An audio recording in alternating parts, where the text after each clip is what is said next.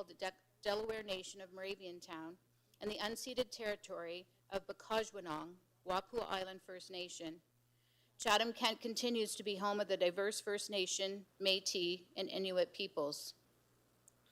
Chatham-Kent is covered by Treaty 2, the Detroit Treaty of 1790, Treaty 7, Sombre Township Treaty of 1796, and Treaty 25, the Longwoods Treaty of 1822. We also recognize that this region is subject to the earlier wampum agreements, like the two-row wampum and the dish with one spoon wampum. As beneficiaries of these treaties, we recognize our responsibilities, including our collective responsibilities to the land and water. Please be seated.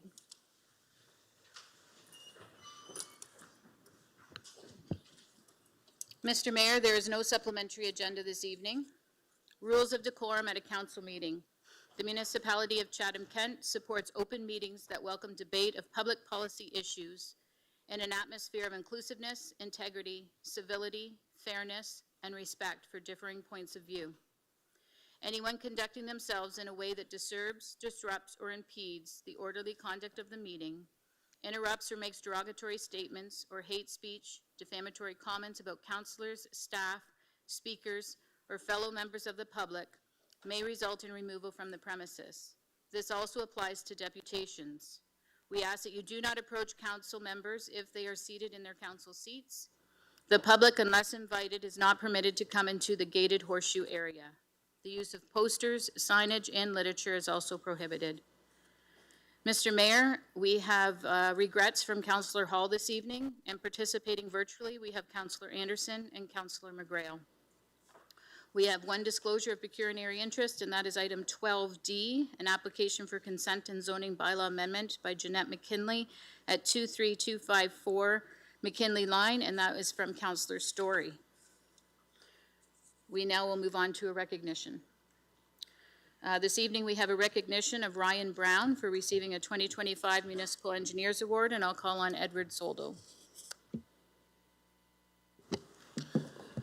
Good evening, Mr. Mayor and Council. Edward Soldo, General Manager of Infrastructure and Engineering Services. My pleasure to be here tonight to recognize one of our staff.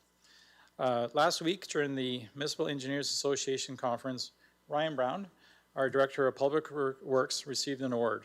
The MEA Award acknowledges those who have given outstanding service to society and the community.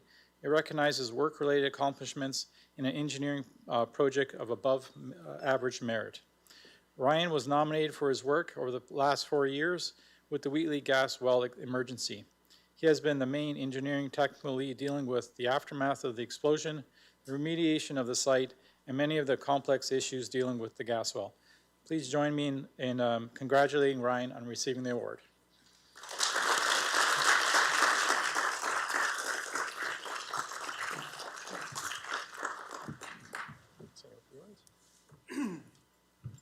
Thank you very much, Edward and Council, for recognizing me here tonight. It's a great honor to be nominated and to win the award, and a real honor to serve Chatham-Kent in the few years I've been here, to work with the community. They've been through a lot more than me with this, but happy to continue the great work that we've done in Wheatley. And once again, thank you very much, everyone.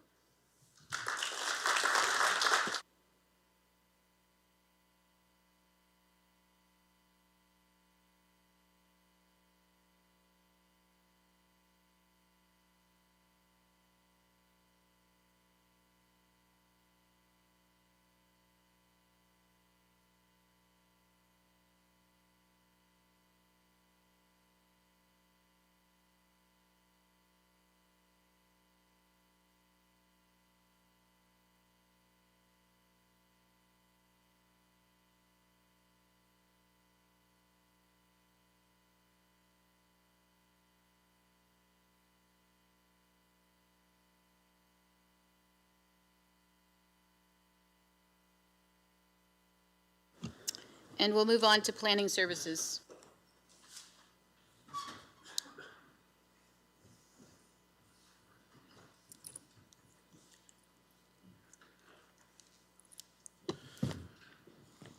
Thank you, Mayor Caniff.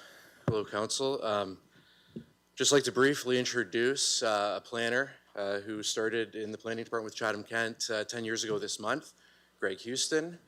Tonight, Greg will be fulfilling the responsibility normally undertaken by Anthony as he's away, and I believe this is the first time Greg will address council at a regular meeting. Hence the introduction, and that's all from me. Thank you.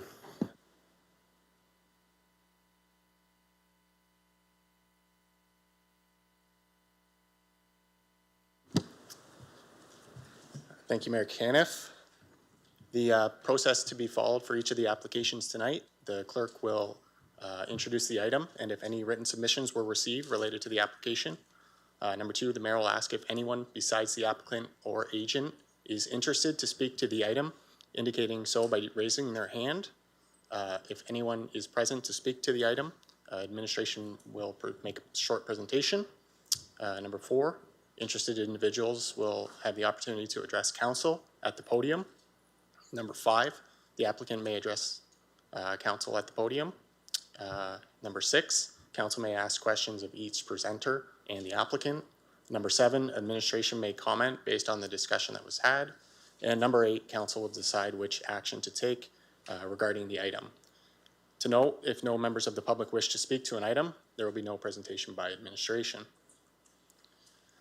Council decisions will be posted on the municipal website. If someone spoke or submitted comments on an application, they will receive a copy of the notice of decision. All others must request a notice of decision in writing to the municipal clerk.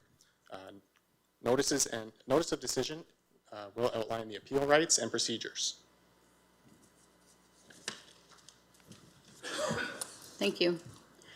12A, application for consent and zoning bylaw amendment, Gerardus and Catherine De Bruin, Gosnell Line, Community of Orford, East Kent. Mr. Mayor, there are no conflict of interest and no deputations were received.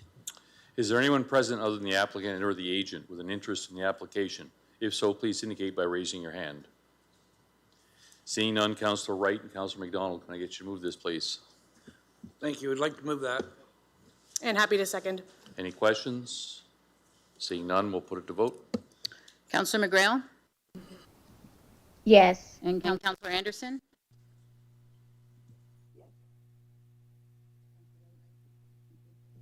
All votes are in. Motion passes 17-0.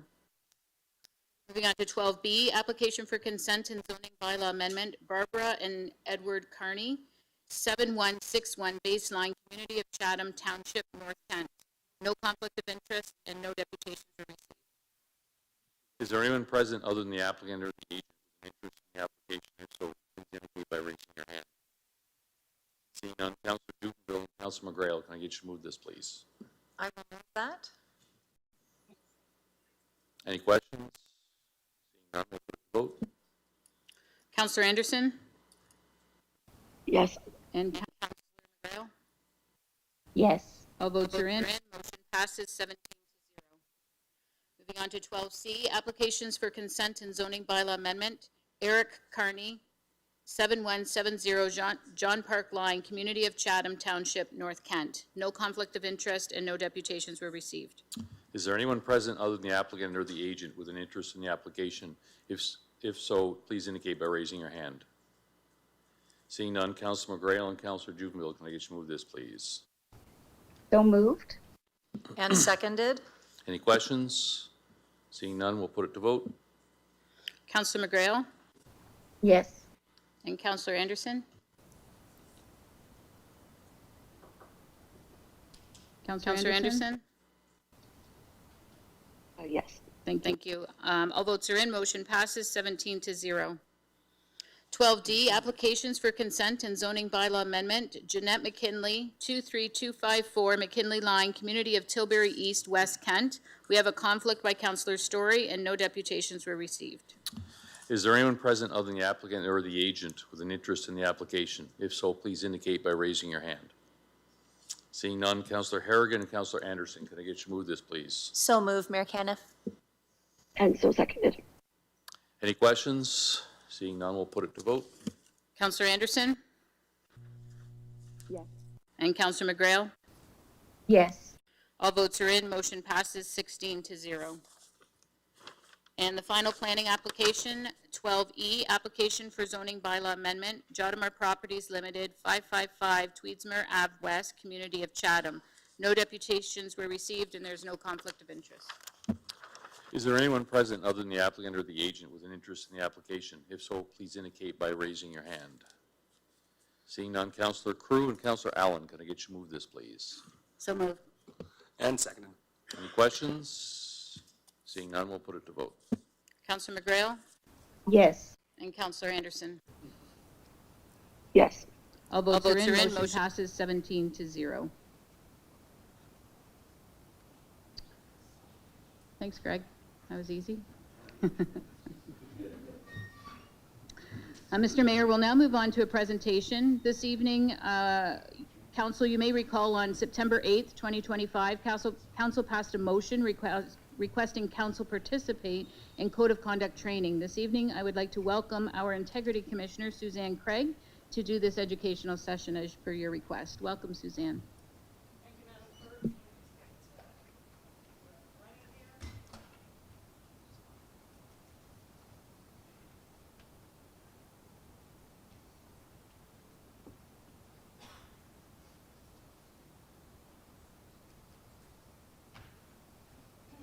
And Suzanne, just push the button in front till it comes red for the microphone.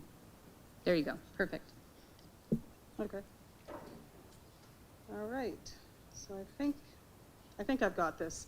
Members of council, Mayor Caniff, CAO Dubin, members of staff and members of the public, it's a pleasure to be here today to provide a very short, brief education session for members of council.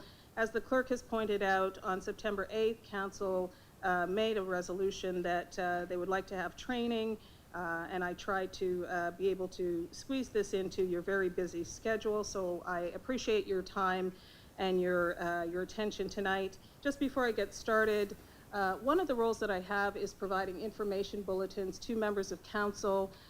That is when I have either a matter of note, for example, there is legislation that is coming forward, or when there are significant queries that come to my office. Rather than wait for things to fester, what I try to do in all the municipalities where I am the Integrity Commissioner is write an information bulletin. That is not an investigation, that is not a determination, it is guidance to members of council to let you know that there is an issue that has been raised. Here's what the code says.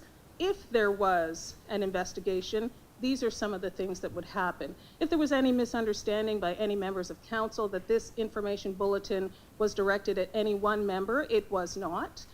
What I found is that several questions came from individuals asking me about accurate statements, and I wrote the information bulletin. It is not related to the training today. However, given the fact that I did receive those questions, given the fact that I did issue the information bulletin on Friday, I have incorporated some comments with respect to accurate statements in my presentation tonight. I've got an hour, which is not enough time for me because I'm long in the tooth. I like to give information. I appreciate this opportunity to be here with you today. So what I'm going to do is ask you, respectfully, I ask if you could hold off on any questions. I'm going to try to keep my comments to the 45 minutes. I think that I've been allowing about 15 minutes for questions. I know how important that is. So I've been asked to talk about a couple of things, the history of the Code of Conduct, because people say, why do we have a Code of Conduct? What the Integrity Commissioner does, the procedure when I receive a Code of Conduct complaint, and I'll just finish off with a couple of slides as it relates to council use of social media. Certainly, there will be time in 2026 with me or with someone else, depending on what you decide, to talk about the rules of social media or election year guidelines, so I'm not going to touch on that too much tonight. So let's get started with the history of codes of conduct. I am going to go quite quickly, as I said, because I want to get all the information in. I'm very aware of the fact that this is an open session because I think it's really important for the public to hear what I provide to members of council as their roles and obligations under the code. So some of this you might have heard already, but I think it's all relevant to what I'm going to be saying tonight, which is what is the code about, what do I do, what are your obligations, what are accurate statements, Do you get to state your opinion? All of that is relevant, especially at this time as we move into a new election year. So where did these codes of conduct come from? About 20 years ago, the province of Ontario amended the Municipal Act to include integrity commissioners, ombudsmen, and lobbyist registrars, and auditors general. When this happened, the then Ombudsman of Ontario very harshly criticized these amendments, saying giving this information and these powers to oversight bodies at the municipal level is giving toothless oversight and sullying the name of ombudsman at the municipal level. The cornerstones I would submit of being an integrity commissioner is being independent, being impartial, ensuring confidentiality in all I do, and having a credible investigation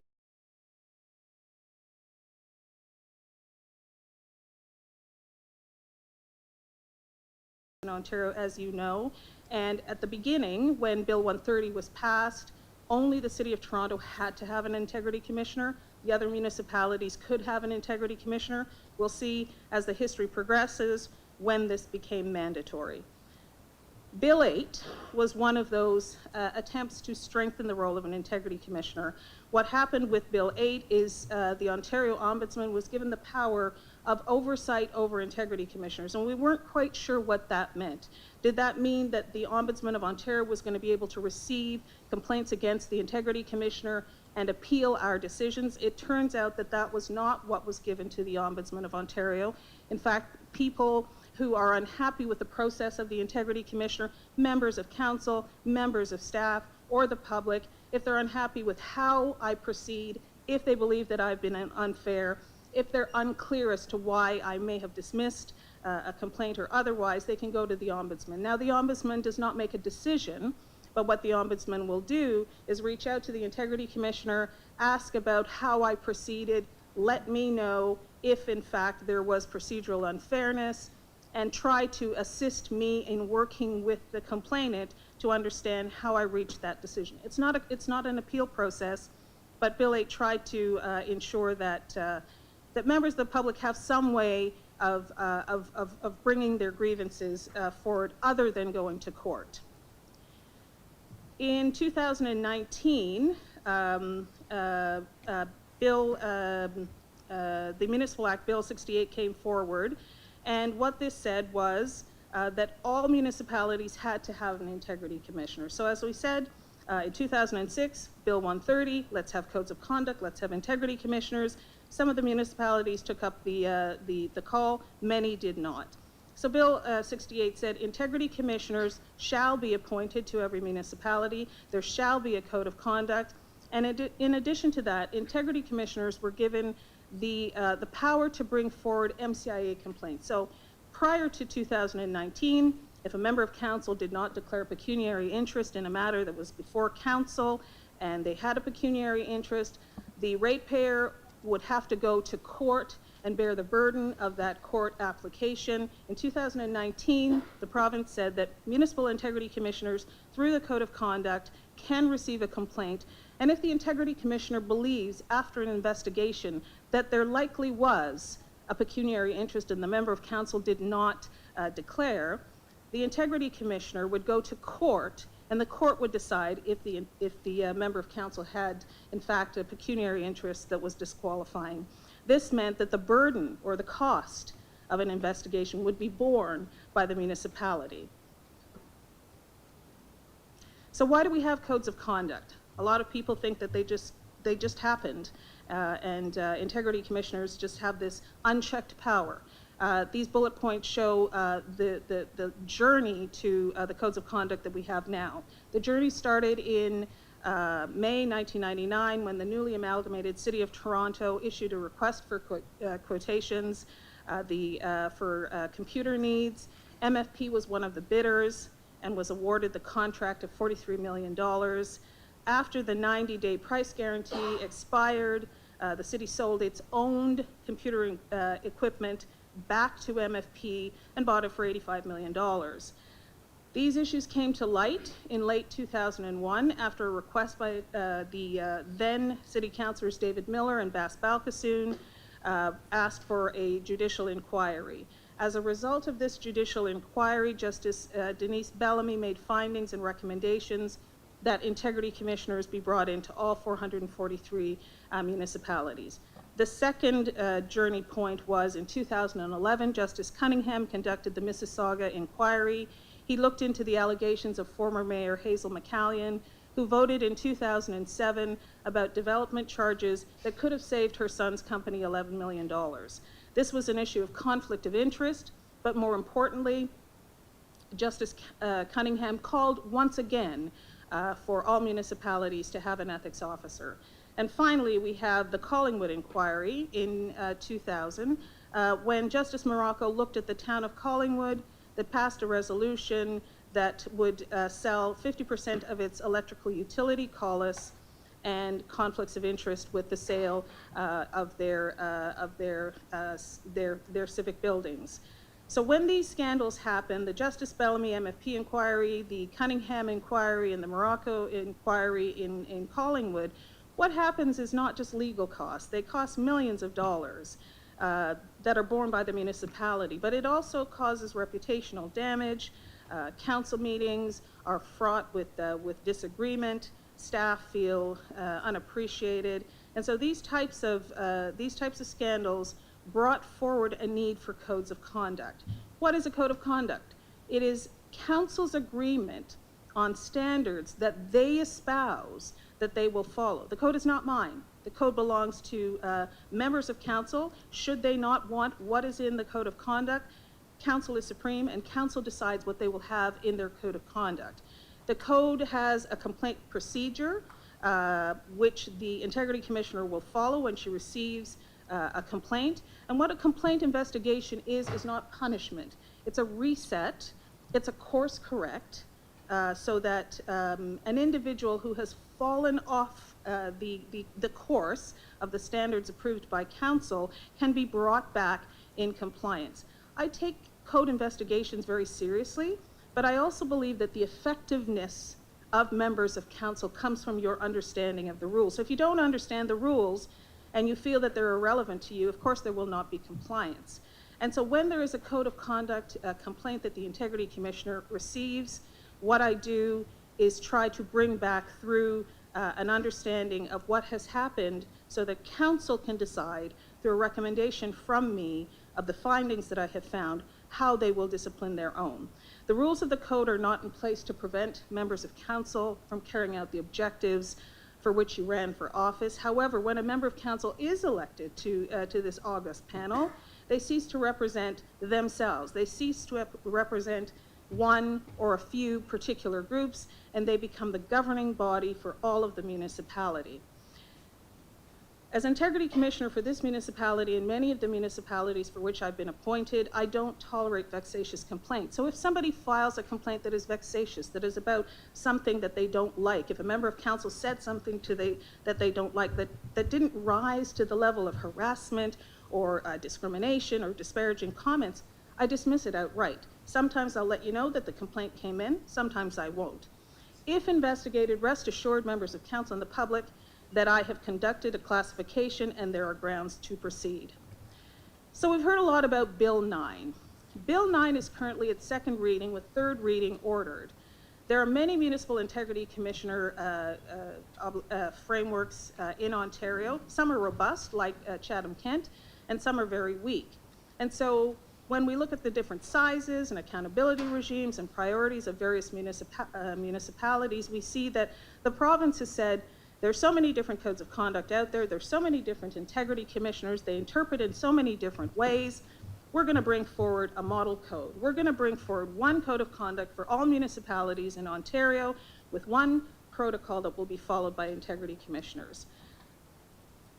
What Bill 9 is trying to do is expand also the powers of an integrity commissioner, that if the integrity commissioner finds a breach that is egregious, this bill is proposing that the integrity commissioner will have the power to bring that report to council. That report will then go to the integrity commissioner of Ontario, and if there is a concurrence in belief that there has been a breach, that report will come back to council, and with a unanimous vote, council will be able to unseat that member of council.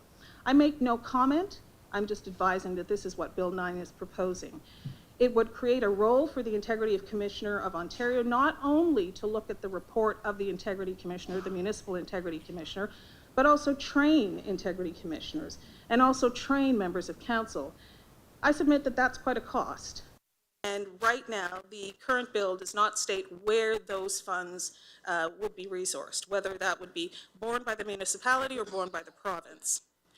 Bill is also reminiscent of a bill that died on the order paper floor. Bill 5 came forward in 2022. It was brought forward by MPP Blaze. It was with reference to what happened in Ottawa, what happened in Brampton, and what it proposed was very similar to Bill 9, that the Integrity Commissioner would receive a complaint. If it was an egregious finding, the Integrity Commissioner would have the power to bring this to court, and the court would decide if the member of council, in fact, should be removed from office. Bill 9 says council will decide if the member can be removed from office. So where will Bill 9 go? We'll see next year. Of note, on November 5th, AMCTO, which is the Association of Municipal Managers, Clerks and Treasurers of Ontario, published some very important findings from a survey that was given to its members in May of this year. The results were astounding because it found that municipal workers very much enjoy the work that they do. They feel challenged and motivated, but that municipal workplaces are having a negative impact on the health and well-being of many municipal professionals. Some of the key findings of that survey, 66% of respondents reported experiencing harassment from members of council across the board, 444 municipalities. Of those who experienced harassment, 78% said frequently. 77% responded that they reported experiencing incivility from members of council. Of those who reported incivility, 86% said frequently. 85% of respondents reported experiencing harassment from the public. Of those who reported harassment, 84% experienced it with common frequency, and 94% of the respondents experienced incivility from members of the public. Of those who reported incivility from the public, 92% experienced it frequently. So what does an Integrity Commissioner do? Well, I'll tell you what this Integrity Commissioner does. I assist or take carriage of drafting codes of conduct. Your municipal staff consults with me when considering changes to your code, either as the result of legislation like Bill 9 or addressing gaps. I provide advice and recommendations to members of council as it relates to their obligations under the code and under the Municipal Conflict of Interest Act. I provide training. I develop interpretation bulletins regarding application of any procedures of the municipality that intersect with the code of conduct. For example, social media use or election year guidelines. From time to time, I receive multiple queries like I did leading up to the information bulletin on Friday, and so I draft information bulletins to give clarification on what some things in day-to-day experience will or will not be applied to the code of conduct. In her recommendation report, looking at the role of an Integrity Commissioner, Justice Bellamy, remember back when we first started codes of conduct, set out what an Integrity Commissioner should be. Justice Bellamy said an Integrity Commissioner can help ensure consistency in applying the municipality's code of conduct. Compliance, she said, improves policy when everyone is seen to be held to account by the same rules. She said busy councillors and staff cannot be expected to track with precision the development of ethical norms, jurisprudence, municipal policies, court decisions. So Justice Bellamy said Integrity Commissioners can serve as an important resource and a source of ethical expertise. She said an Integrity Commissioner provides significant profile to ethical issues when certain things bubble to the surface. Who do they go to? They call the Integrity Commissioner. Is this allowed? Can you say this? What is freedom of expression? An Integrity Commissioner gives a commitment to ethical governance at the municipality. But Justice Bellamy said no matter how comprehensive the Code of Conduct rules, there will be on occasion situations where the ethical course of action for a member of council is not clear. She says without enforcement, the rules are only guidelines, although research shows that a values-based approach to ethics policy focusing on defining values and merits and vision statements and encouragement is preferable to a system of punishment. Justice Bellamy concluded her report by saying, where the public interest is involved, this is what accountability is all about, this is why we have codes of conduct, there should be a deterrent in the form of a consequence for bad behavior. She said that the code of conduct has to have rules. As Integrity Commissioner, I'm an independent officer and I report to council. I also table an Integrity Commissioner annual report, which is the IC's opportunity to report on the activities of the office, how many code complaints I received, if there was anything of note, the cost of having an Integrity Commissioner, which can be significant. I place investigating complaints down on the list of my duties, and that's not because I do not think that investigating code complaints is important. As I said, I take investigating code complaints very seriously. However, I believe that the effectiveness of my role, the role of the Integrity Commissioner, is to assist members of council to understand what the rules say so that you can continue what you were elected to do and understand what the rules say and what they mean. The code and the rules of the Municipal Act set out my duty of confidentiality. So while you can speak to various things, I cannot. Who speaks with me, who emails me, who calls me, I cannot disclose unless that individual gives me consent. As Integrity Commissioner, I provide my findings after a code complaint investigation, and you know how those investigations play out. So there's a complaint procedure. I follow the complaint procedure that outlines the steps that will be taken when I receive a code of conduct complaint. It has to be filed by a member of council, staff, or the public. I don't take anonymous complaints. Initially, what I say to a complainant is there any way to informally resolve this matter? I give the complainant that opportunity. Sometimes they take it, sometimes they don't.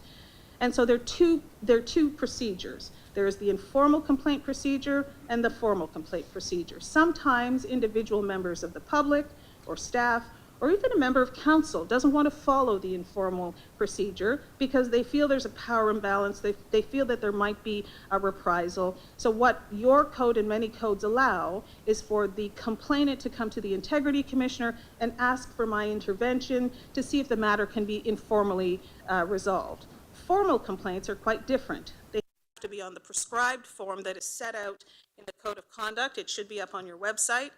I have no authority to commence an investigation if someone sends me an email and says, this did X, Y, and Z. Do something about it. I don't have authority unless I have a formal complaint signed by a complainant. People read information in the media, on social media, in other forms of communication to the public and say, did you hear what happened? Do something about it. And what I have to communicate to your community is that an Integrity Commissioner only has power to receive a complaint that comes in a prescribed form.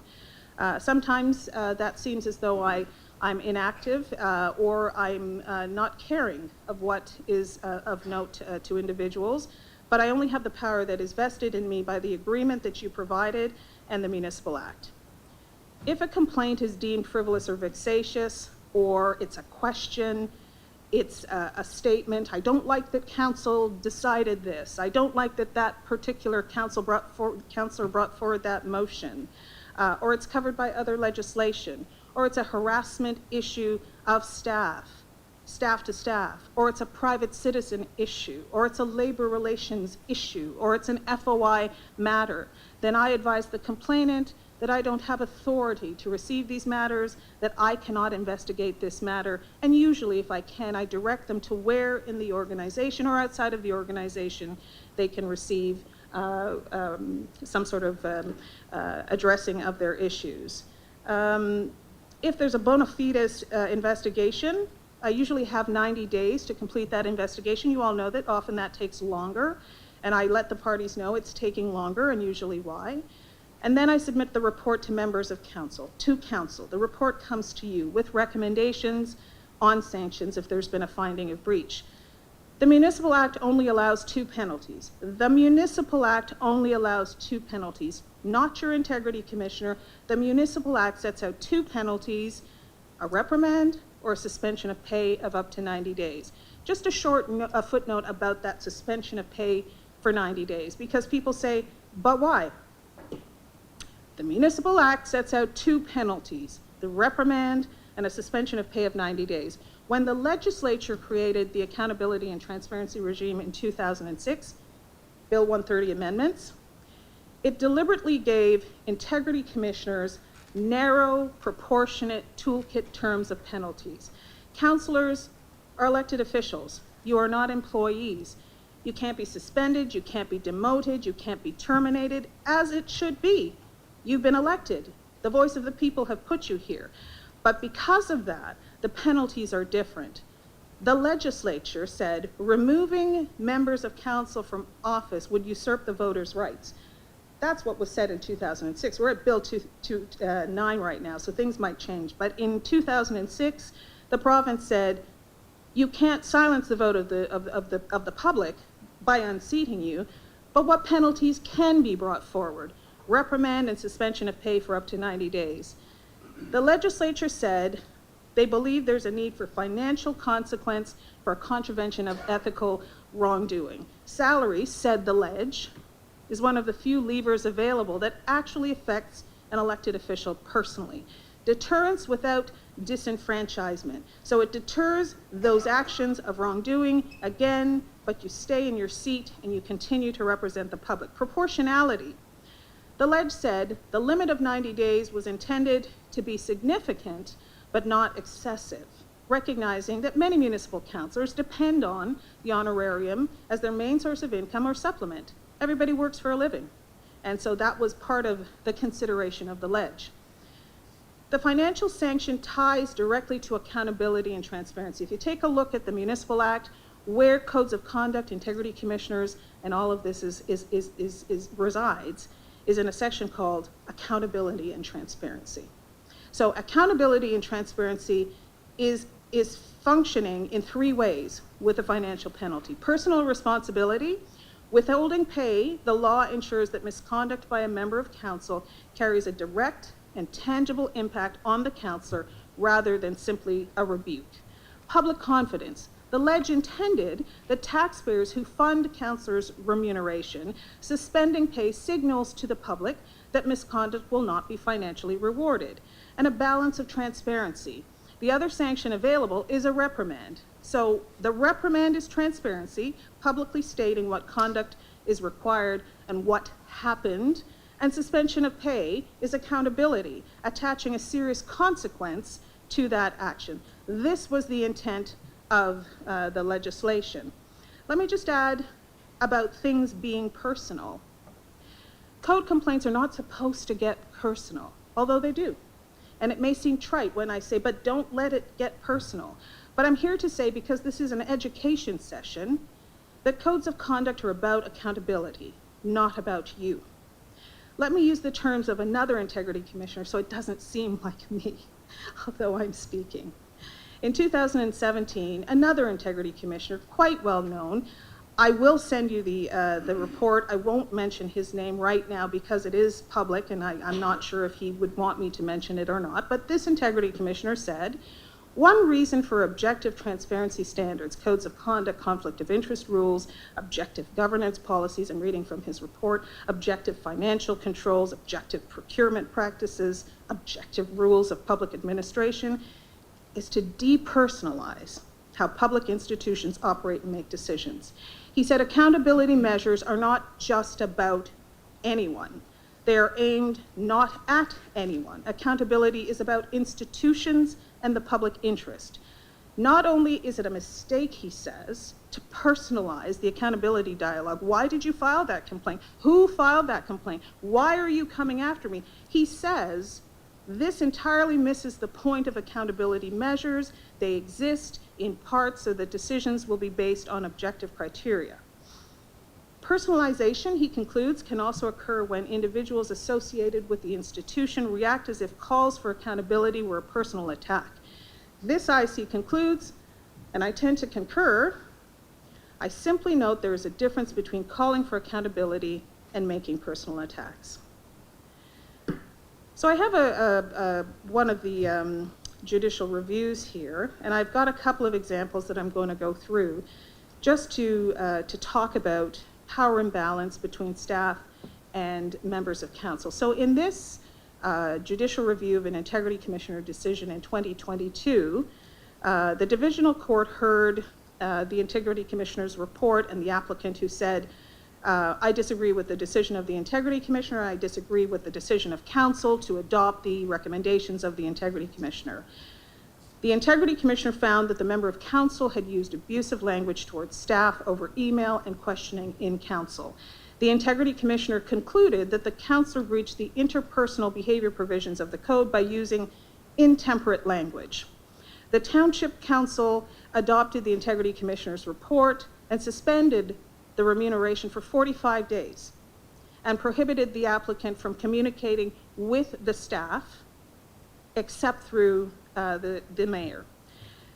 And so the applicant brought a judicial review because in addition to that, part of the recommendation was that township staff not be in any way contacted by this member of council for 14.5 months, which was the rest of the term of council.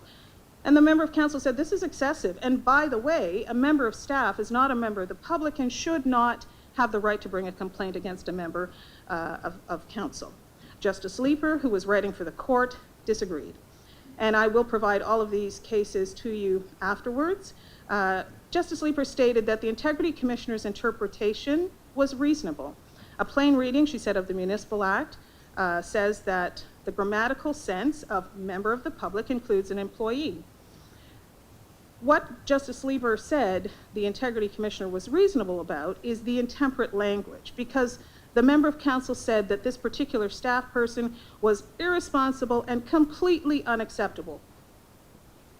Doesn't seem like a big deal, except for the fact that it was calling into disrepute the very reputation of this member of staff. The tone, said the Integrity Commissioner, and it was sustained by the court, and the content of the emails and what was discussed at council characterized this member of staff in a particular way that undermined their reputation.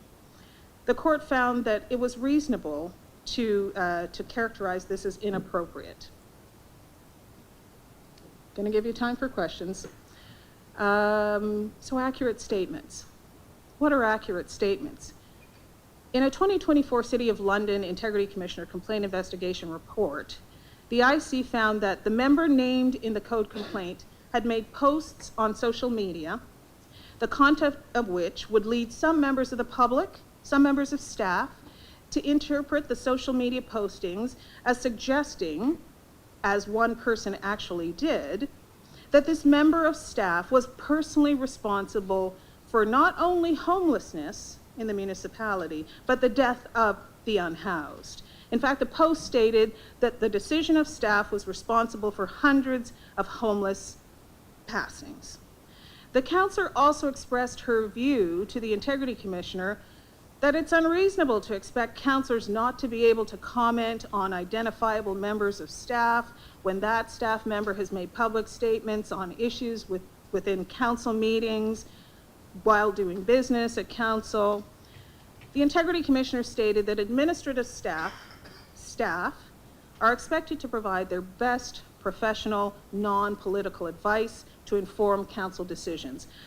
The Integrity Commissioner said that the fact that staff reports are provided in a public forum here at council, in response to questions, staff has to expand when you ask questions. The IC stated that to equate staff fulfilling their obligation to respond to questions posed by members of council as if staff are making public comments in direct contrast to a political position is inappropriate, said that IC. Staff are not on a level playing field with councillors.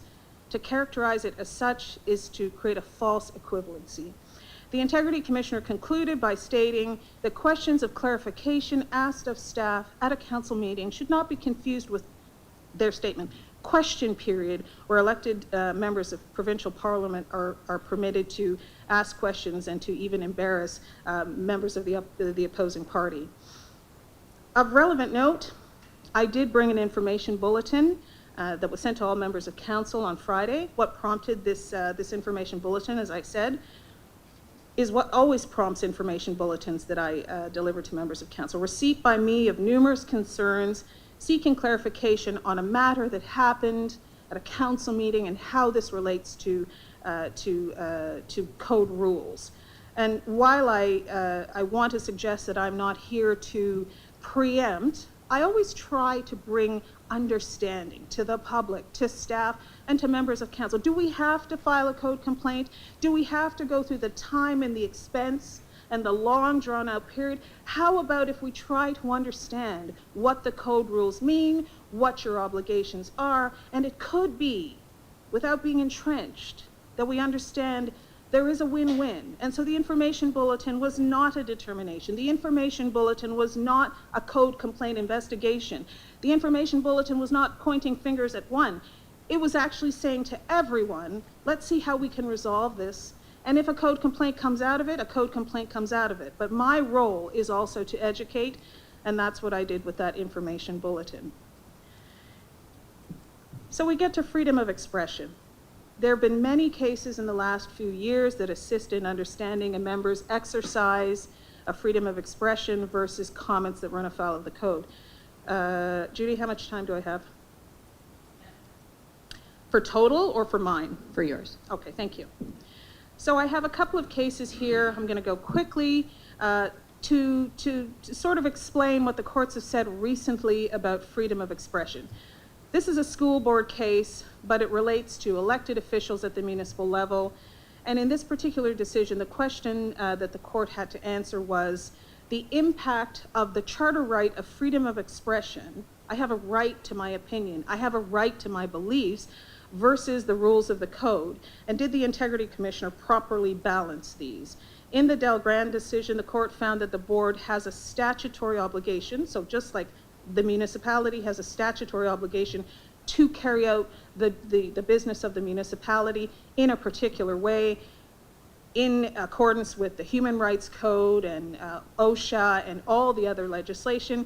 In this particular decision, the court said that the board has an obligation to enforce minimum standards to ensure that disrespectful comments do not occur. The court found that the code investigator found rightly that the board members' language was inflammatory. In fact, he knowingly said that certain members of the community, in this case it was the LGBTQ+ community, were present at the meeting, and even if they weren't present at the meeting, they would have heard his comments or seen his comments, and the broader community would have heard and seen his comments. And this member of the board was suggesting in his comments that in addition to gender protection and gender identity, why not have things like cannibalism? And so that was wholly inappropriate. It may have been what he believed, it may have been his perspective, but what the Integrity Commissioner said and what the court agrees with is using those words abutted against the obligation of the entire board to ensure that people were safe and protected from harm. In a 2014 decision, the Ontario Court of Appeals, it was called Gutowski versus Clayton, considered whether municipal councillors are protected by absolute privilege at the municipal council level. The court confirmed that municipal councillors do not enjoy absolute privilege for comments at meetings in their official capacity if those comments are offensive, denigrating, and defamatory. At the time of this decision in 2014, we did not have the code of conduct regime that we currently have. And while the allegations in this particular case dealt with defamation, the findings of the court assist integrity commissioners in understanding that demarcation between right of expression and abutting against code rules. The court accepted that only qualified privilege is due a member of council during a council meeting. So a member of council can speak their mind. A member of council can state what they believe. A member of council can express the concerns of the community. A member of council can get angry within reason. But a member of council cannot express opinions that are malicious in intent. And the court said malicious intent also includes purposefully omitting to check the veracity of their statements. Councillor Gutowski, in this particular case, sued for defamation for her other councillor colleagues' comments because they said, expressing that they were talking in their opinion and freedom of expression, what other tricks does she have up her sleeve and what kind of bribes is she taking? some people may say, listen, political debate, we have to be free to express ourselves. Freedom to express oneself abuts against the reputation of other individuals. And in this particular case, the court cited a Supreme Court case. And the Supreme Court case, and I said I will give you all of these citations, was Prudhomme versus Prudhomme. And in this case, the court said freedom of expression takes on a singular importance because of the intimate connection between the role of the municipal official and the preservation of municipal democracy. Elected municipal officials are, in a way, the court says, conduits for the voices of their constituents. But that freedom of speech, the court says, is not absolute. That freedom of speech abuts against people's right to the protection of their reputation. Reputation is an attribute of personality, of personhood, that any democratic society concerned about respect for the individual must protect. And the last is a 2019 Code Investigation report. The Integrity Commissioner of Barrie found that the complainant made comments on his Facebook page about 2 Conservative MPs. And one of the Conservative MPs filed a code complaint with the Integrity Commissioner of Barrie. The Conservative MP said that the member of Municipal Council wrote that he was playing footsies with white supremacists. This was a member of Parliament that was accused of doing this. The IC found that the actions of the respondent did constitute discreditable conduct and breach of the section of the code. Freely stating your opinion is allowed. Freely stating your opinion and denigrating and disparaging the reputation of another is not allowed. So I think what I'm going to stop with here is just to say that there's been a trend in recent years towards what I view as polarization of political positions. Political debate is part of what democracy is. People talk about diversity and vaccinations and pandemics and support for convoys and what is acceptable commentary. Of course, members can speak to the issues that are important to their community. Of course, they may speak their mind in accordance with the procedural bylaw and in accordance with a matter that is properly before council. Referencing disrespectful behavior that denigrates and disrespects and undermines one's reputation, calling that freedom of expression often forms part of political debate. While I believe it's unwise for the Integrity Commissioner to jump into political debate, the rules of the code require me, when I receive a code of conduct complaint, to decide what is freedom of expression and therefore do a constitutional review, and what is something that has abutted against the code. The last 2 slides I'll allow you to take a look at on your own. It talks very briefly about a council's use of social media. The Integrity Commissioner in 2021 at the City of Toronto said, you can't unring the bell. So remember what the court had said about checking the veracity of a statement before you make the statement. Once you make the statement, once it's on your social media feed, you can't unring it. You can apologize, but it's out there. And the last slide talks about use of municipal resources in an election year. And as I said, whether it is me as your Integrity Commissioner or another Integrity Commissioner, it would be very sage to look at how to use your social media and how to use the resources that you have before you as you go into the election year, so you can continue to serve your public and you cannot run afoul of the Code of Conduct. I'll stop there. If you have any questions, I'll take them now. Thank you. Any questions? Any online? Okay. Thank you very much for the presentation and the training.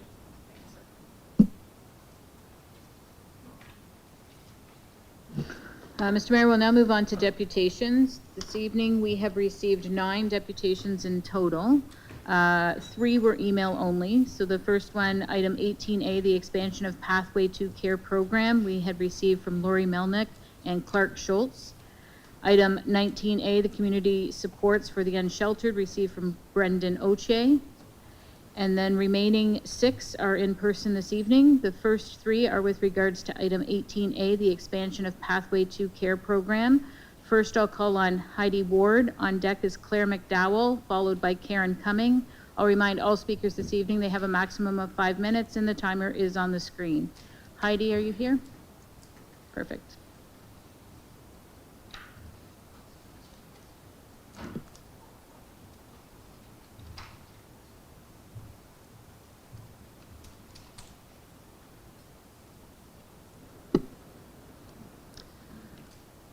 Good evening, Mayor, councilors, and citizens. My name is Heidi Ward, and I live on Devon Road, and I operate a registered massage therapy practice from my house. And I'm located near several of the proposed supportive housing sites here in Chatham. I'm also the mother of young children, and I care deeply about the safety, the character, and the future of our community. I also care deeply about people who are homeless and struggling with addiction. I believe that we must help them, but we need to do it in the right way. My long-term vision for Chatham-Kent is not just more housing units. I want to see more recovery homes, more rehab centers, and real treatment services placed around our city, not simply more housing that doesn't address the root causes.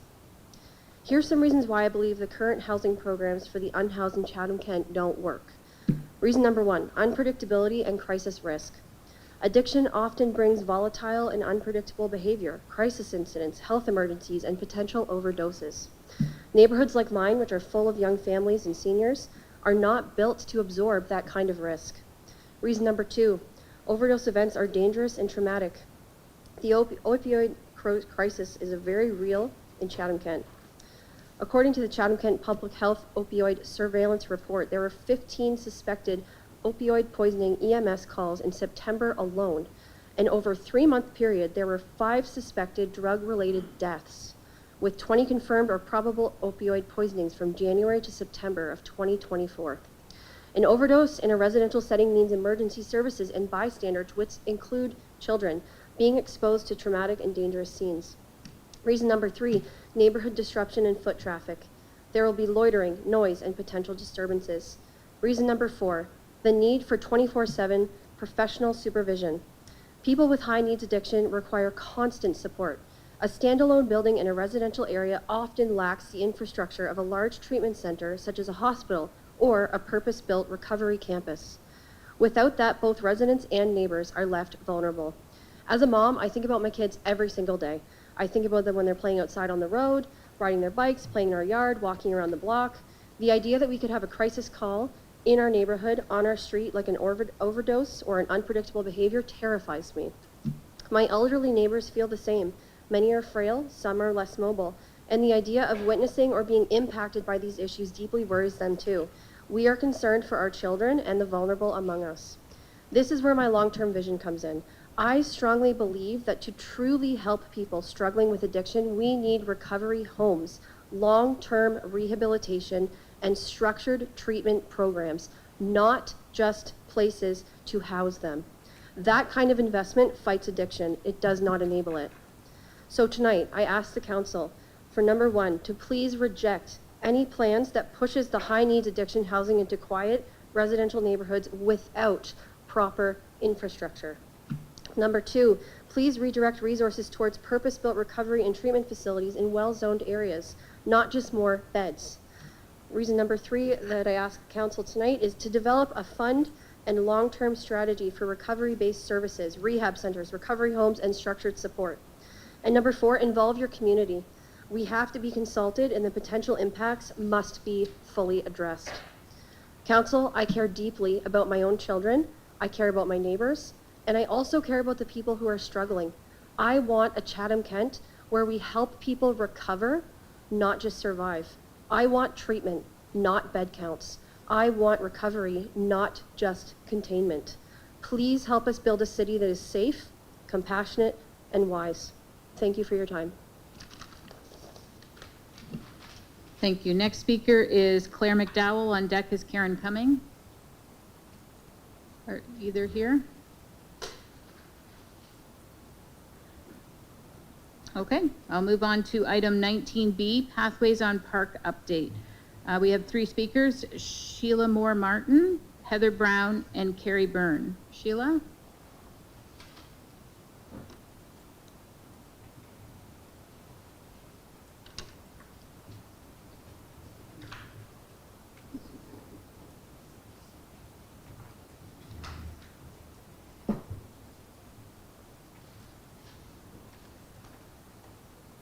Good evening, Mayor, municipal councilors, and citizens.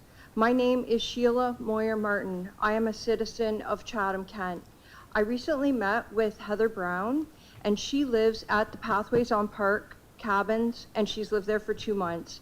Heather reached out on social media, appealing to the public for help because she is at her wit's end living at the cabins. I was immediately alarmed by what Heather told me because as residents of Chatham-Kent, we were led to believe that the cabins were there to help people who are homeless as a temporary refuge to getting permanent housing. My understanding was that the cabins would be drug-free. I quickly found out many things about the cabins that I did not know. Apparently, there are only 6 sober people living there, and the other 44 residents are addicts. People living at the cabins must pay monthly rent. If they are on Ontario Works, they pay $3.90 per month. If they're on CPP, disability, or EI, they pay $5.99 per month. I learned that Rock Mission is regularly at the cabins handing out food and drug packages that include drug pipes, that include tinfoil, and these straws that are used for smoking fentanyl. Rock Mission calls distributing these items harm reduction. There are many rules when you live at the cabins, including there's no drug use allowed on the premises, and quiet hours are expected between 10 p.m. and 8 a.m. Are the rules being followed?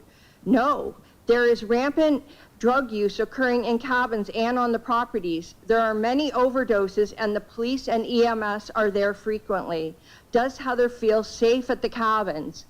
No. Addicts are walking around with metal pipes. They use them as canes.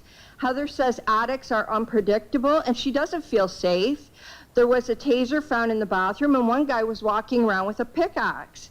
The washrooms are very unsanitary. There is feces in the drain area of a shower, and there is frequently blood in the shower, in the sink, and large amounts of blood on the toilet paper. These residents are at risk for bloodborne diseases such as hepatitis B, hepatitis C, and HIV. Are the cabin residents getting any help? Apparently, counselors are on site throughout the day and night, and they use those common rooms to do their counseling. But we thought, as taxpayers, I've talked to many taxpayers, we thought those common rooms were supposed to be for the residents to use. There's a kitchen attached to the common room, so if the common room door is locked, which it frequently is, then residents are unable to use the kitchen and they can't make their meals. When there's an overdose, the common room is completely locked down. When a resident asked about getting a TV in the common room for them, they were told there's not a magnet big enough. My question to CK Housing is, has any cabin resident gone to rehab? Because wouldn't that be a good metric to gauge whether the counseling is effective? With a cabin population that is 88% addicts, you would think the counselors would be trying to encourage these people to go to rehab. So my question to CK Housing is, why aren't the rules being enforced? Who's responsible for enforcing the rules? And what's the point of even having rules if they are not going to be enforced? So how is this affecting Heather? She's a resident at the cabins. She's 20 years sober, and she has mental health issues. She says it's a constant fight every day. There's a lot of triggers in this place. She's dealing with post-traumatic stress disorder and anxiety. At all times of the night, there's addicts banging on cabin walls. She gets 4 hours sleep at night. There's always some drama going on, addicts doing drugs in their cabins, and every weekend, the ambulance or the police or both are there. The cabins have been operating since August 2025. The municipality of Chatham-Kent paid $4.3 million to construct 50 cabins, the community room, kitchen, and washrooms. Annually, the operating costs paid by us citizens are estimated to be $2.2 million each year, and recently the federal government kicked in $3.7 million in funding. Council, please ask yourself, Is it fair for sober residents to be surrounded by drugs and unsanitary conditions? Imagine this is your sister or your daughter being forced to live with no place else to go. Please clean up the cabins before it's too late. Don't wait till a fatality hits before something is done. The lives of our citizens are at stake. Recently, council voted to purchase 3 properties on the south side of Park Street where the cabins will be built for affordable housing. Please do not put cabins there. Councillor Brock McGregor's recent motion was to expand the cabin project. Please do not expand the projects. And it's obvious to many of us that the municipality is in over its head. If you cannot competently run the Pathways on Park cabins, please find an organization that can. Thank you. Thank you. Next speaker is Heather Brown. On deck is Carrie Byrne.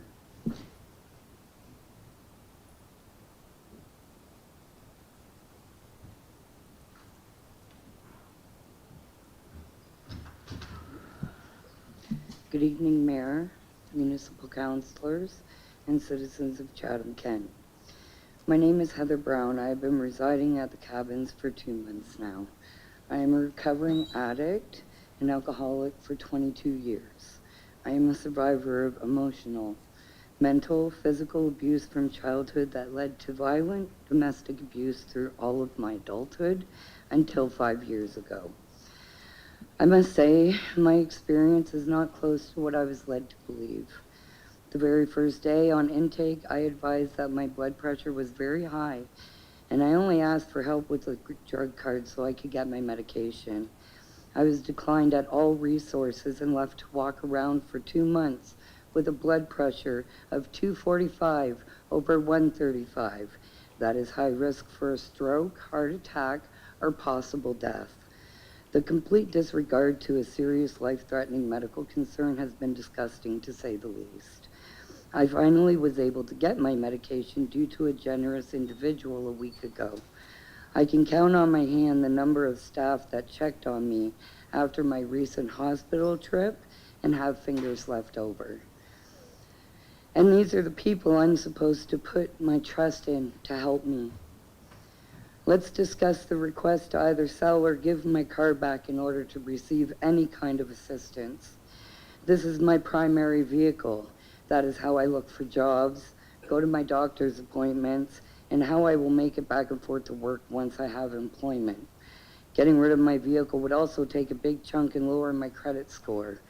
I would end up with a lump sum of money that I would have to pay at the end of it anyway. I wouldn't be able to have any ability I do now. It would take me 7 years again before I could get back into where I am now. There is a list of things that could definitely change. I am not here just for myself. I'm here for everyone, as I have brothers and cousins that are addicted. Why don't we stop handing the tools to keep them doing what they're doing and start providing tools and a path to a sober and better life? I appreciate your time. Thank you. Thank you. And the last speaker is Carrie Byrne.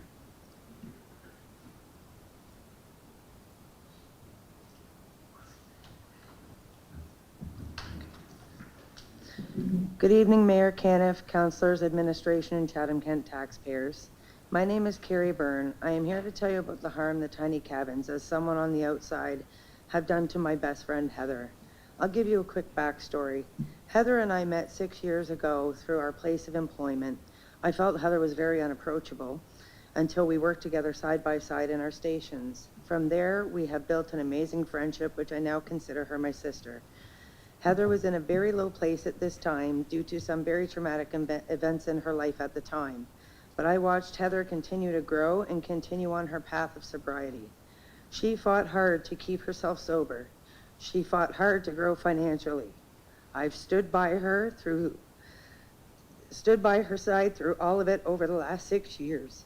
She is one of the strongest people I know, as she's done all of this on her own. Fast forward to now. Heather fell on some hard times. Myself and another friend suggested the tiny cabins, as she seemed to be the perfect candidate for what we, the taxpayers, were told they were intended for. The cold weather was coming, and she had been in our car for 5 weeks prior. Within the first couple weeks, I could see the negative impact it was having on her mentally, and physically. Mentally, she looked very tired. The glow in her face was gone, the spark in her eyes was put out. As for the physical draining of living in the tiny cabins, her blood pressure rose, causing more health issues. The pain you can see is in when she moves. As her best friend, I would have never suggested the tiny cabins had I known they were not being used for whom the taxpayers were told they were for. Now we're being told there will be more cabins coming. Don't you think we would better spend the money on real programs to help these addicts? I was in a merge Saturday, November 8th, with my 17-year-old daughter. In the time we were there, waiting to go in the back, 5 different addicts had made their way into a merge. Police had to be called because one wouldn't leave after being asked to. The scary part was the police were on a first-name basis with all of them. Then one of the others that came in, while police and security were dealing with the one, had locked himself in the bathroom. 3 police officers and 6 or 7 security guards were trying to get him to come out. This man started uttering violent and death threats through the door. This is when I felt unsafe and asked to be put in the back. I was told it was no better back there, as they apparently had quite a few addicts in the back as well. I asked to go back there anyway, as I wouldn't be sitting with my 17-year-old daughter in the midst of the unpredictability of what may happen in the waiting area. They obliged. While this was happening, a hospital employee was on her break, as stated by her, and sat in the security area, clearly using what was happening in the waiting room as her own entertainment, laughing with another coworker. This person's actions actually broke my daughter's heart. I understand that the hospital deal with a lot when these addicts come in. I happened to see one who was strapped down to a bed and constantly screaming. I felt like I was in an episode of The Walking Dead.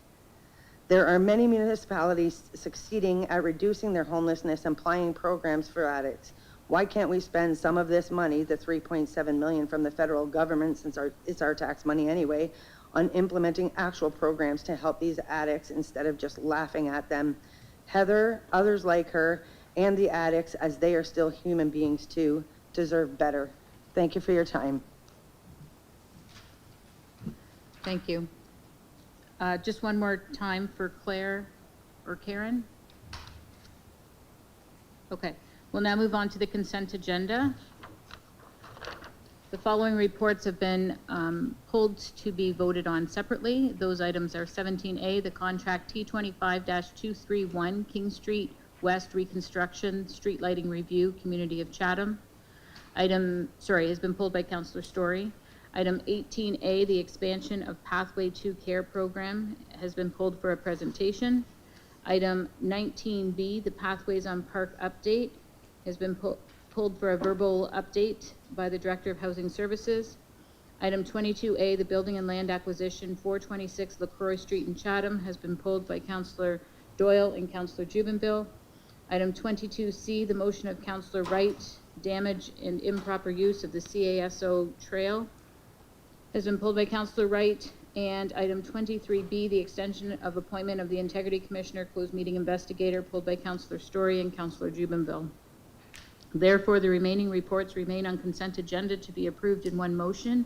Those are item 16A, B, C, and D, item 19A, 20A, 21A, 22B, D, and E, and items 23A and C.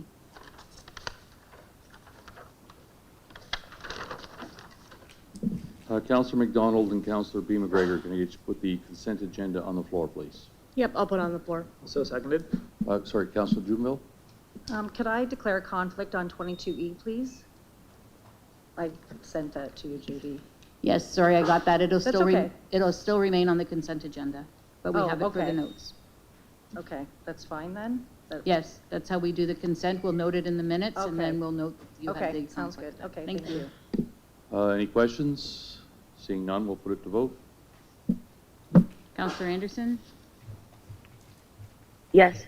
and Councillor McGrail. Yes. All votes are in. Motion passes 16-0. We'll go on to tender awards. 17A, contract T25-231 King Street West Reconstruction Street Lighting Review, Community of Chatham. Councillor Story? Thank you, Mayor Caniff. I was hoping to move that we update the recommendation to include the post-top streetlights, which are the current existing design that we have on Victoria Avenue in Chatham and on King Street West. She can read the ones up there. She can read the ones up there for Thursday. You can read the, Oh, okay. Thank you. That staff be directed to amend construction contract T25-231 to replace the street lighting on King Street with the decorative post-top street lights. Number 2, contract amendments be approved for the contractor Henry High Construction Limited and consultant R.C. Spencer Associates Inc. to a total amount of $50,000 plus applicable HST to incorporate the revision to the street lighting design and construction. The mayor and item 3, the mayor and clerk be authorized to sign the necessary agreements. Thank you. Councillor Crew, will you second that? Yes, I will. Okay. Councillor Story, go ahead. Not too much to add to that, just that I appreciate the report back and the detail from staff about the 2 different options, and this is a historic design that has, I think, contributes to the character of King Street and in the other neighborhoods that it exists. And according to the staff report, the $50,000, which is already, can be included in the budget, so would not be an additional cost. It can be accommodated within the existing budget. Thank you. Councillor Crew, anything to add? No, just that I have spoke to some of the neighbors and they really want the decorative post-tops back. So. Okay, excellent. Any other questions? Councillor B. McGregor? Yeah, and just to note, the Victoria Ave project, that was one that was updated some number of years ago, and we expanded those lamp posts down the street north towards McNaughton to match up. So it's something we've done before and makes some sense to do again. Seeing no other questions, then we'll put it to vote. Councillor McGrail Yes. and Councillor Anderson? Yes.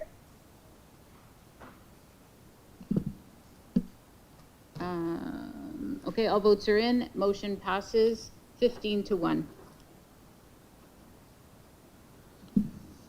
Item 18, Fire and Emergency Services. 18A, expansion of Pathway to Care program. We have an information report and a presentation.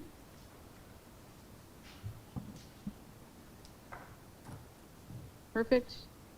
Peter, I'm going to try Morasudi, acting GM of Chatham-Kent EMS. I apologize if I didn't get that accurate.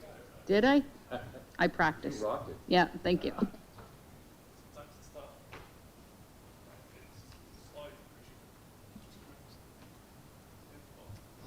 Thank you very much. I'll raise it up too. So, good evening. Thank you, Mr. Mayor and members of council, for allowing me to present our Pathway to Care program at Chatham-Kent EMS. As it says, it takes a village. Council will recall that the Pathway to Care program was launched in the community in September of 2024.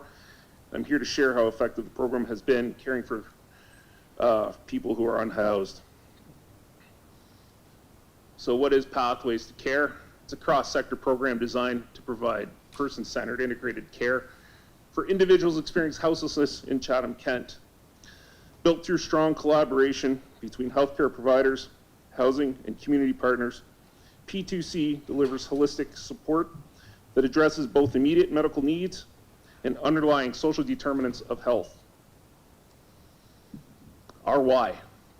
As we all know, the rising number of individuals experiencing houselessness in Chatham-Kent led the community partners to identify several key concerns: complex health and mental health needs, cycle of houselessness and frequent hospital visits, difficulty following treatment plans after discharge, gaps in communication between housing and healthcare systems, and an increased strain already stretched healthcare system and social services. Some of the numbers as of September 2025, the number has grown to 259 unhoused people within the municipality of Chatham-Kent. So this is our team. It's comprised of a community paramedic, which provides medical treatments and diagnostic care, including wound care, intravenous therapy, point of care testing, monitoring vital signs, and system navigation. We partner with housing stability workers to support housing and stability, helping those individuals transition from temporary accommodations to a more permanent housing solution. And our peer-to-peer leaders, who play the crucial role, they're the heart of P2C, building that trust through shared lived experiences, advocating for individuals' needs, guiding them through complex services, and providing outreach and harm reduction support. So, what is the P2C program? How did it come? Originally, it was to deal with hospital discharges from inpatient units, discharging our unhoused friends back to the community with no support. We noticed that there was a great need, as there was lots of readmission back to hospital within 30 days. Now, our team gathered, and what we have is the meeting of the patients right there in the hospital before they're discharged. Our peer-to-peer leaders make the introduction, which help break down any stigma, right? You see me show up in a uniform, right? If you're one of the members of the unhoused, you don't want to deal with me. Understandable, right? But the peer-to-peers break this down for us, right? It coordinates the discharge. We work with the hospitals to coordinate the discharge needs. We arrange transportation, we secure their medications, and we address their immediate concerns. And then we provide follow-up care and help them transition back to community stronger, better. Then the second half of our program, the outreach sessions. We offer proactive, we call it preventative medicine, all right? Proactive drop-in sessions, wellness sessions, and focus on building trust, providing harm reduction, providing wound care, system navigation, and addressing social determinants of health. We have 3 sessions set up, Rock Chatham-Kent, Rock Wallsburg, and Hope Haven. And thank you all for opening your doors to us. So has this really worked? Right? A year in review, our hospital discharge referral pathway shows 35 clients were referred to the P2C program. This was early on last September, right? We created 158 in-person visits. We've transitioned 10 people, accessed transitional housing, assisted in getting them there, and several people have obtained long-term housing, okay? And then on the other side of the outreach is our 110 clinics held to date, where we've assessed over 474 people. 102 clients did not have primary care providers. 82 referrals were made to other agencies. 32 avoided emergency department visits, and 90 secured wound care assessments. These studies show that with this specific population, when care comes to the people, they are more likely to accept help, follow the treatment, and recover faster. The overall results of the P2C program, right, for people who are experiencing houselessness or high rates, have no longer, if we can prevent them and get them better care early, it decreases our numbers. We've seen a significant decrease in hospital discharge referrals and an increase in the outreach program, which to me shows great success. Being selfish, here's the 911 request for EMS. We've seen a 77% reduction for the patients who are enrolled in our program over the last year of data. Right? Since the inception of this program, our clients show a dramatic decrease, which reflects more than just fewer emergency calls. It demonstrates improved health stability and continuity of care. We're providing proactive, patient-centered support and maintaining ongoing contact with clients.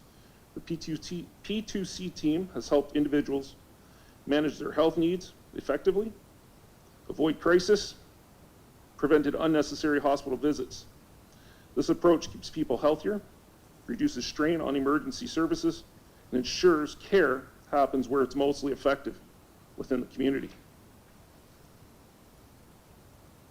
What's new? Weekly outreach wellness sessions at Pathways on Park. They begin on Tuesday, this coming week. Weekly outreach sessions continue at Grand Avenue, at the Grand Avenue encampment. Our current model focuses on EMS, housing stability, and community outreach. In the near future, we're going to have CMHA expanded into our programs with addiction services to strengthen wraparound care. Continuity of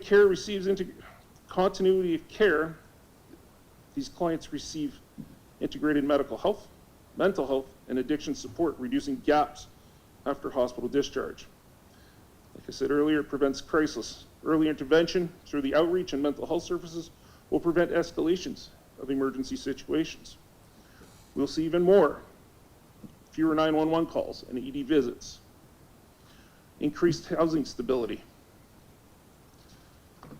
the holistic care support, combining housing navigation and with mental health and addiction services helps clients maintain housing and avoid returning to homelessness. This will show lower strain on hospitals and EMS.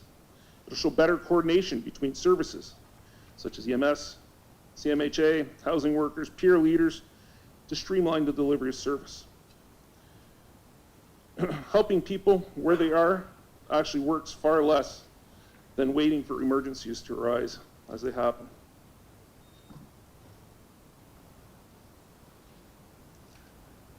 This is Andrea. She was our very first client before the program even started. She was our first client on September 4, 2024. Program had not officially launched. We were actually still finalizing all agreements with agency partners when my colleague Colleen from CKHA reached out and said, we have a patient who is in real need of your help. After speaking with Colleen, we immediately recognized the urgency and we couldn't say no. That moment became the spark that launched Pathway to Care. Andrea had lost everything and her health was in serious decline. Through P2C, she received wraparound support, improving health, securing stable housing, and regaining financial stability. Today, Andrea is living independently and is deeply grateful for the care and compassion that helped her reclaim her life. I want to close by expressing my deepest gratitude to you, members of council, and to our community for your unwavering support of this innovative program, Pathway to Care. Bringing care directly to the unhoused prevents crisis, reduces emergency use, and improves long-term stability. This work truly takes a village. Without the dedication of our team and our partners, many clients, our friends, would continue to face profound social health disparities. Together, we are changing and building a healthier and more compassionate Chatham-Kent. Thank you. Councillor Crew? Thank you, Mayor Caniff. Thank you, Peter. I brought this amendment back in July 28th, and it's unfortunate the people that brought the deputations tonight left before they could hear the facts, because there's facts here. We're going to hear some facts, but perhaps they're going to watch us on YouTube. I'm pretty sure they're tuning in. I want to say thank you to everyone. When I looked at that report, and this is an information report, there's no recommendations, so the people that came and thought we were making, voting on recommendations, just so you know, it's an information report, and we weren't voting on anything with this tonight. But I want to say, we asked for that this report include best practices, and once I read the report, and knowing what you do, and what Rock and everyone else does, we are a best practice. So, you know, once I read that, it's like, we already do that. We do this and this and this. We do more altogether as a community for those, you know, in our community, those that are so less fortunate. You know, some people, you drove here tonight, you left your warm house. You know, there are people out there that are not in a warm house, so count yourself lucky. But thank you. I don't want to keep going on. I just want to say that I really finding some difficulty with comments and things that are not kind or respectful for people in our community. Everyone deserves caring and compassion, and we need to remember that the people delivering this service deserve more caring and compassion. because those that are doing the work need to have some care given to them as well. It's easy to challenge people on what's not so great in our community. We know that things aren't great. We're working on them. If we could sell the farm and make it great, perfect, we would. But it's about what they're doing here, building connections, trust, and that delivers the service that our most vulnerable need. So thank you for doing this. Thank you to all the staff and all of the partners that come together to serve the people in our community that are living in a tent, if they're lucky to have a tent tonight. So count yourself lucky. Thank you. Oh, I just want to say, one thing was brought up, spend some more money on treatment. Treatment comes from the province. That's not a municipal coffers that would do that. So when you say that, we need to be looking at different levels of government, and if you're passionate about it, let them know as well. Thank you, Peter. Got a few other speakers, Councillor Story, followed by Councillor Finn. Thank you, Mayor Kent. Thank you, Peter, for the presentation, and to everyone in the audience who has contributed to that good work. I think this is a best practice, absolutely. Do you have any sense right now of how much money we've saved the taxpayer by diverting folks from the ER and by the type of services we're providing? Any? Not right now, I'd have to run the numbers. Okay, because I think, and I know that's probably a trickier question, because figuring out the savings from what we're not having to do is often not as easy as figuring out what it's costing us to do it. So if there's any way in the future to even ballpark the types of savings that we are realizing through the services that these folks don't have to access anymore, I think is a pretty, probably be a very impressive number. Two more questions. Are you at capacity right now with the staffing you have for the people you're serving? Thank you. That we are. Our community paramedic program runs quite a bit and does quite a bit in the community, and we are at max right now. Okay. And does your program go to the transitional cabins right now, or are you solely out at encampments? We start Tuesday. You start this Tuesday? This Tuesday, yep. Perfect. Thank you very much. Councillor Finn, followed by Councillor Harrigan. Thank you, Bishop. Councillor Story asked one of my questions. The other one, is it possible to include Hope Haven in our group that we consult with? I know that we do partner with them, and they see quite a few of the unhoused as well as others living quite rough, that I think their say and their view would also be quite important. Absolutely. We're there, on Fridays, so I consider them part of my team. So. Is it possible to possibly include them then with the list of organizations? I'll take it back to the group and get that covered. Thanks. Councillor Harrigan, followed by Councillor Juneville. Thank you, Mayor Caniff. So first, I would just like to acknowledge that I am the Executive Transformation Lead of the Chatham-Kent, Ontario Health Team, and very proud to lead the staff and the partners who have come together to develop the Pathway to Care.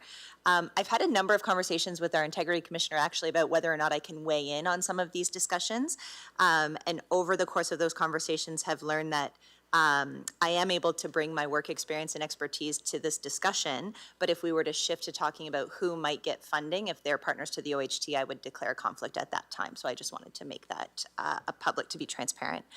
So thanks, Pete, for your partnership and for your presentation.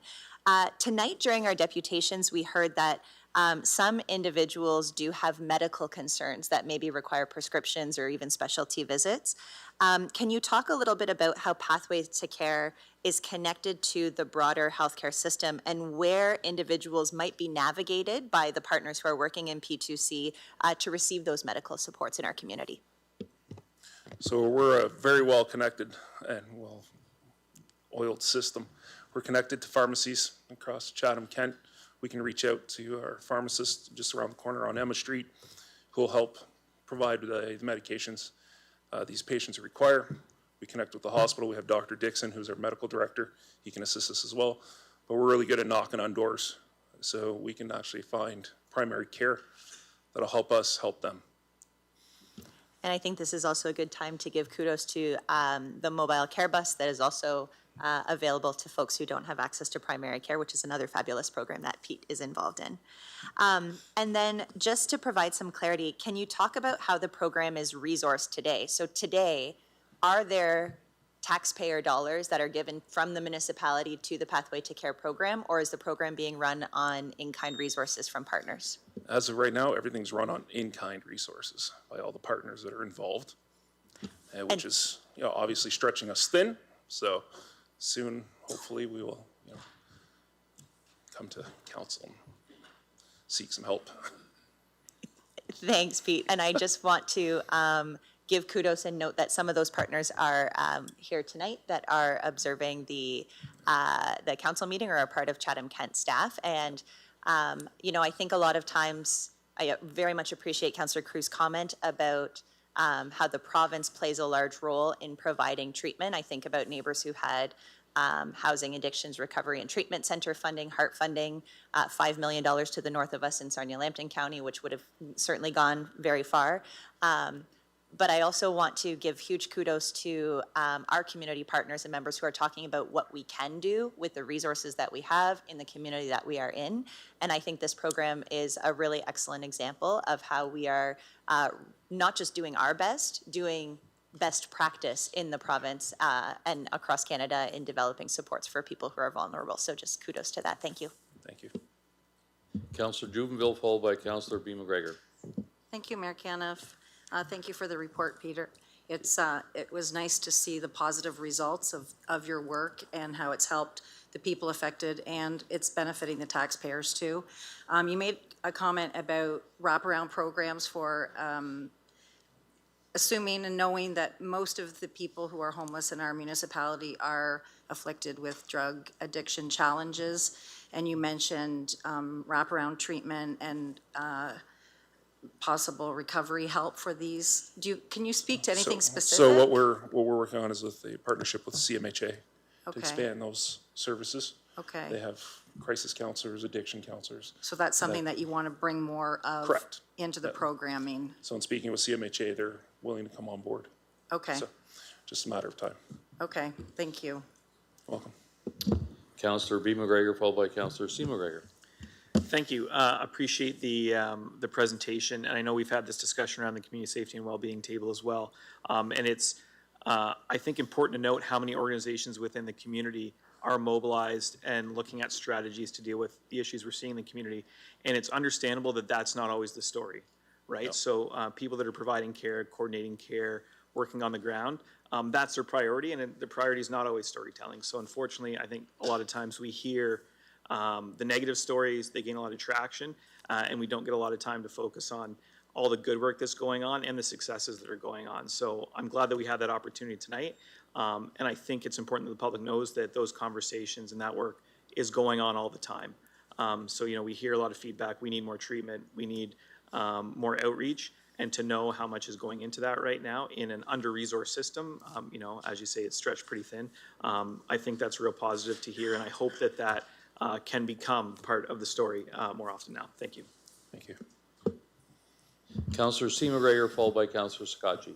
Thank you, and I won't reiterate a lot what was said, but what I would like to say is thank you, to all of your team. You know, as councillors, we often sit here and we listen to not only members of our council, of our staff, and of your groups being kind of slammed for what we're supposedly not doing. This crisis has come upon us rather quickly. I was actually in a meeting, I think there's some people here that were in the meeting I was in the other day, but just hearing the numbers, how they've changed over 4 years in the community of Wallaceburg.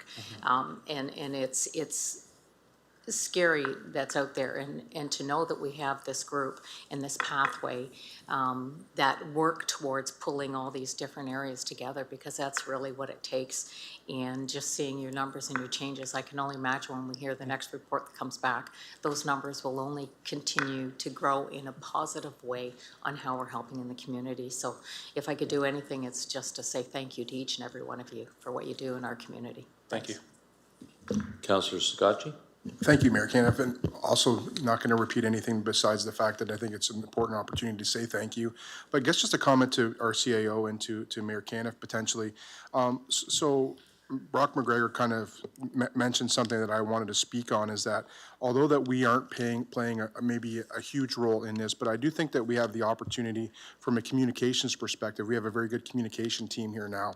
And what I would like to see is us not only working with them to sharing the great things you're doing in the community, but also I know you know people do this for the nature of the good of their heart, but I also think that as a municipality, we need to recognize leaders like you in the community to show all the people that you are affecting in a very positive manner and all the lives that you're saving. So I think that we have the opportunity as a municipality to do some media and some recognition aspects on this. This is a great information report here, but unfortunately, I don't think that there's 106,000 people online watching a municipal council meeting. So I think that we could do more to share your good news stories and to share the fact that there's so many people that aren't doing nothing and that this is a huge problem and we're trying. And I would just ask the CAO and Mayor Caniff if this is something that we could collectively do. It's not a lot of resources from a financial perspective, and even if it is, I'm sure that everybody around this table would support that. Thank you. Thank you, Your Worship. Yeah, definitely not 106,000 people watching. We can track that. But I agree with you, and we do have some resources. We're certainly trying to get some good news out there. It's sometimes hard to compete with the bad news and the lack of fact, unfortunately. But you know, Mr. Labadie, our manager of corporate communications, is here, and we'll certainly you know, work with our friends at Paramedic Services and see what we can do. And I think in hearing your comments, Councillor Sakachi, perhaps it's something the Community Safety and Wellbeing Committee ought to maybe do that as well, is make sure, because there is a lot of good news that comes to that table, and the people around the table all know about it. But to your point, I don't think we do as good a job. We're so focused on getting other pieces of information out, but we'll certainly take that under advisement and see what we can come up with.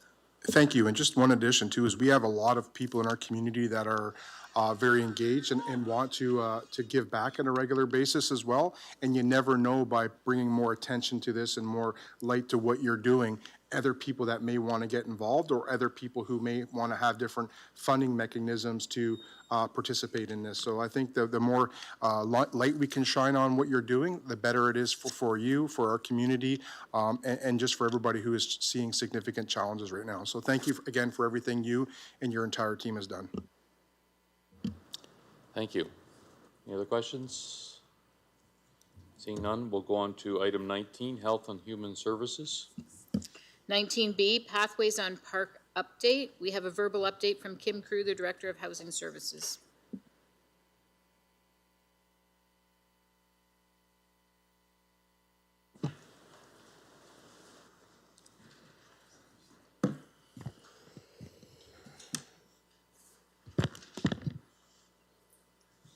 Good evening, Mayor and Council. Thank you for the opportunity to provide you an update on Pathways on Park. Our transitional cabin program opened its doors to our first residents on August 12th, 2025, and so we've been operating for just over 3 months. As you all know, homelessness in our community is growing. Administration has been before you multiple times in the past 6 months or so to update you on the topics of homelessness, the need for affordable and supportive housing, and the visible increase in encampments. Tonight I'm going to review the purpose of Pathways on Park, outline our program outcomes and challenges, talk a bit about our support services and staff roles, what the training and development looks like at Pathways on Park, and of course what the future outlook is going to be.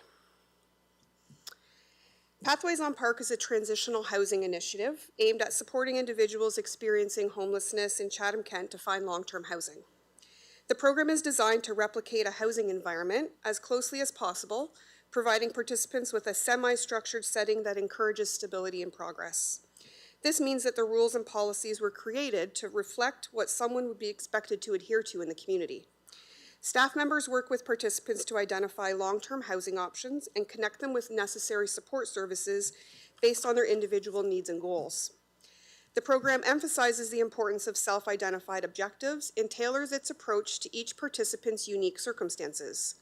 By fostering a supportive environment and facilitating access to community resources, Pathways on Park seeks to bridge the gap between homelessness and permanent housing solutions. Pathways on Park employs 12 case managers. Each participant is assigned a case manager during their initial intake appointment, and they're expected to have regular contact with their case manager as part of their occupancy agreement. These meetings are intended to assist participants in creating an individualized case plan for their journey to long-term housing. It's important to note that this journey looks different for every participant. A case plan can include connecting participants with community resources, including food resources, medical care, dental care, counseling services, mental health supports, addiction supports, and building community connections. Since opening in August, 9 participants have successfully transitioned from Pathways on Park into long-term housing. These individuals continue to receive ongoing case management support from staff as they adapt to their new living situations and engage with community services tailored to their needs. Additionally, 2 participants have already entered residential treatment programs with assistance from staff, highlighting the program's commitment to addressing substance use and mental health challenges. I learned today that another participant is expected to go into treatment on Saturday, and another is on a wait list expected to go into treatment in January. These outcomes demonstrate the effectiveness of the transitional model in facilitating meaningful progress for individuals facing homelessness. The program's success is measured not only by housing placements, but also by the ongoing support and engagement that participants receive throughout their journey. All 50 cabins are occupied, and there are 61 people currently on the wait list for Pathways on Park. We have seen an increase in unique individuals that call the homeless response line to access services at Pathways on Park. Many of these individuals chose not to access services at Victoria Park Place in the past because of the congregate living style that we offered, but are now interested in seeking services from our new transitional model. The program is dependent on the housing market and the incomes that participants receive. The graph on the screen is Chatham-Kent's waitlist for affordable housing over the last 5 years. The centralized waitlist is now over 1,400 people. And we estimate that wait list for an RGI unit to be between 4 to 7 years, even longer depending on the location and building that you're looking for. This should be taken as a minimum level of need in our community. The individuals living and working with staff at Pathways on Park, as well as those sheltering outdoors, are competing against thousands of other residents in Chatham-Kent who are also in need of more affordable housing. Until adequate RGI, deeply affordable and supportive housing units are created, we expect this challenge and the bottleneck to continue. Additionally, the majority of individuals experiencing homelessness rely on Ontario Works for their income. 2026 will be the 8th year in a row that rates remain frozen for more than 2,000 Chatham-Kent residents who are in receipt of Ontario Works. An individual receiving Ontario Works has only $390 a month to pay rent, and as such, have no hope of securing housing without additional financial supports. Ontario Works also has asset limits that are provincially mandated. The province mandates the income and asset levels for the communities, and municipalities are the ones that deliver that program. When provincial mandates fail to provide our participants the supports we require, we try to find community partners to fill some of those gaps. The focus of Pathways on Park is to assist our participants to build skills they need to successfully live in long-term housing. A large part of this includes connecting them with appropriate resources. Not all participants have a goal to be sober. Sobriety means not being under the influence of any substances, legal or otherwise. At Pathways on Park, we focus on skills development and community connections to aid them in their success. As we've previously mentioned, there are individuals experiencing homelessness who will require long-term, highly supportive and deeply affordable housing. Chatham-Kent is working towards solutions for supportive housing, but currently many of these individuals are struggling in the community without the supports that they need to be successful. Despite its successes, Pathways on Park faces challenges in maintaining participants' engagement and compliance. To date, 8 individuals have been restricted from the program due to repeated violations of rules, including damage to units, violence, and open substance use. These restrictions are considered a last resort, as they often result in these individuals returning to an encampment where their challenges may worsen. The program has seen a 77% reduction in service restrictions since transitioning from Victoria Park Place, the congregate care setting, to the current model, indicating that our current approach and environment is more effective in managing behavior and reducing stress. Fewer restrictions mean that staff can continue to engage with participants, get them connected to the services that they need, and continue to build the skills required to maintain long-term housing. Getting participants connected to services and skill building is what creates long-term success and reduces the chance of individuals returning to homelessness. Participants are restricted immediately if they pose a significant safety risk or threaten staff or other participants. Other types of behaviors are often viewed as coachable opportunities. Rather than restrict someone immediately for minor incidents, we increase our case management supports to help the participant identify how their behaviors can pose a risk to their tenancy and will return them to homelessness. If a participant was restricted from a program for a non-safety related issue, Pathways on Park encourages them to connect with community resources and supports to help address the issue that resulted in their restriction so that we can consider them for readmission. Staff at Pathways on Park are not hired as counselors or registered social workers. They are case managers, and their role is to connect people with the supports and services that are mutually identified to improve a participant's well-being. We do not intend to duplicate services that are best delivered by other professionals. As an example, CMHA is regularly used for counseling services, and they are the experts in this work.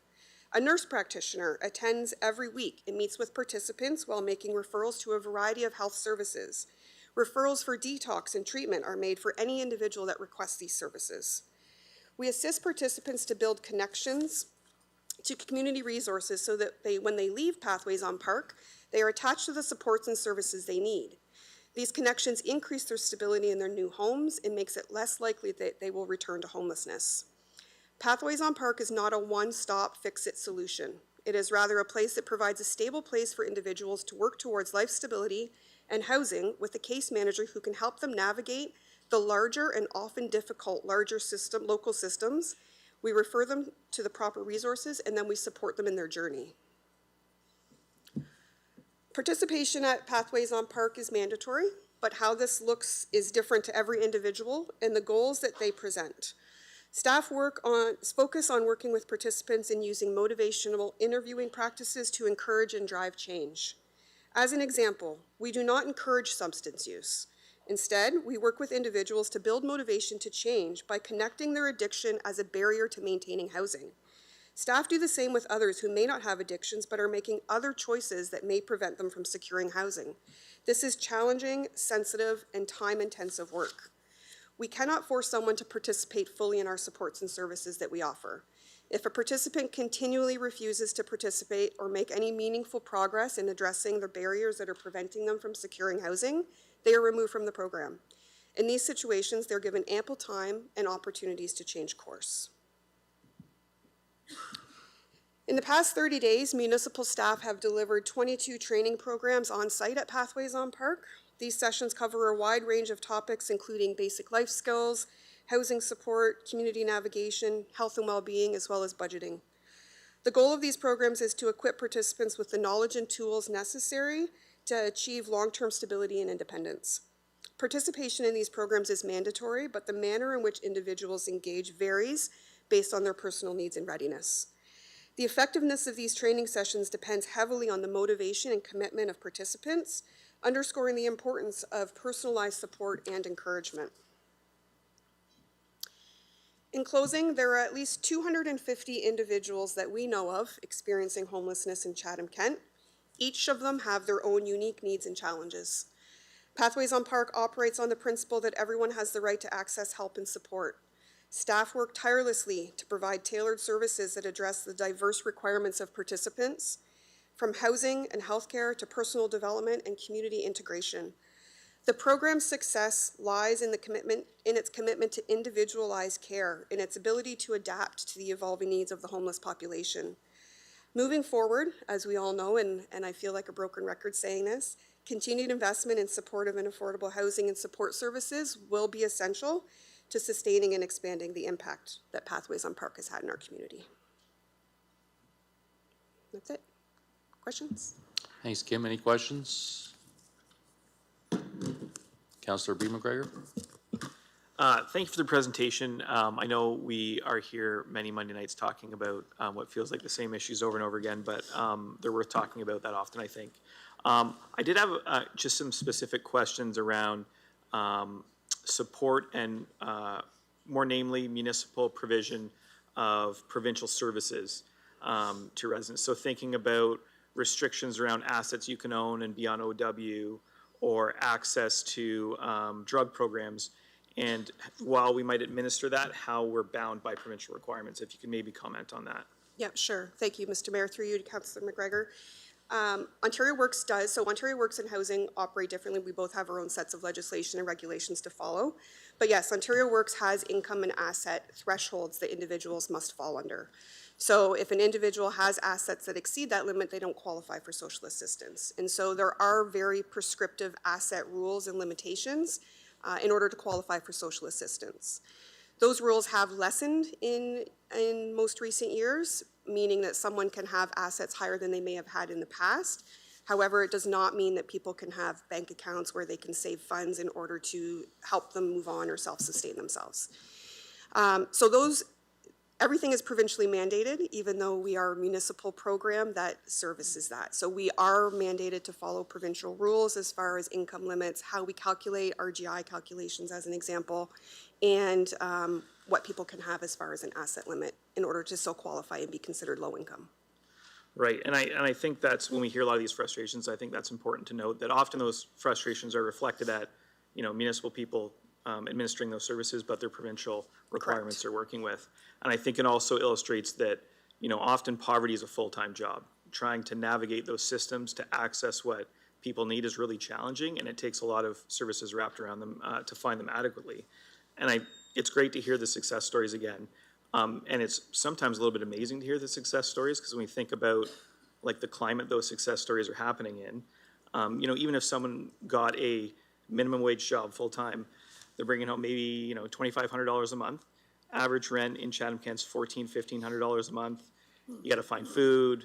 You got to get transportation out of that. It seems nearly impossible and a lot more challenging now than it was 10 years ago. And then ODSP's $1,400 a month, OW's $730 a month. So I think those are all, those are all things to keep in mind when we talk about how we're trying to deal with this issue. And I think we all ideally want people to have this opportunity to, live with dignity and be housed and access these services.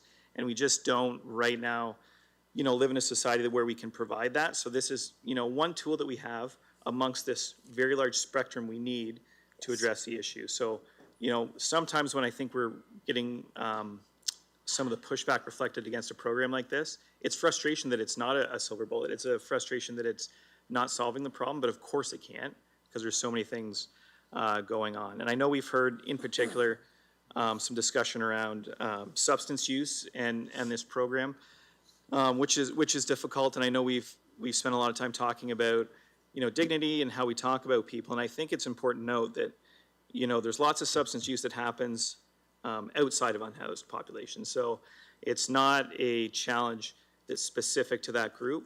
It could be someone on Braemar, it could be someone on Park Ave. That can be happening everywhere, and ultimately, when people are accessing housing in a service like this, it's no different in many ways than those houses. And we don't knock on anyone's door at 10 o'clock at night and make sure they're sober and tell them to get out of their house if they're not. We don't, check on people that we employ or check on anyone, around this horseshoe and make sure that in their off hours they're behaving in a way that is consistent to, some moral standards. So I think that's important to note when we think about the people that are living in these situations. So just wanted to point that out, and thank you for the presentation. I think it's really important that we have opportunities for the community to understand the program and the challenges that are being faced by our community and the pieces of the solutions that we're trying to work towards. Thank you. Thank you. Councillor Doyle. Thank you, Mayor, through you. Thank you, Kim, for the presentation. I just have some questions, kind of that the deputations have brought up. So we have 5 questions here. Just curious, what are the hours of the common area and the kitchen for the residents there? Thank you, Mr. Mayor. Through you, Councillor Doyle. I wrote them down. So the common room does close periodically throughout the day.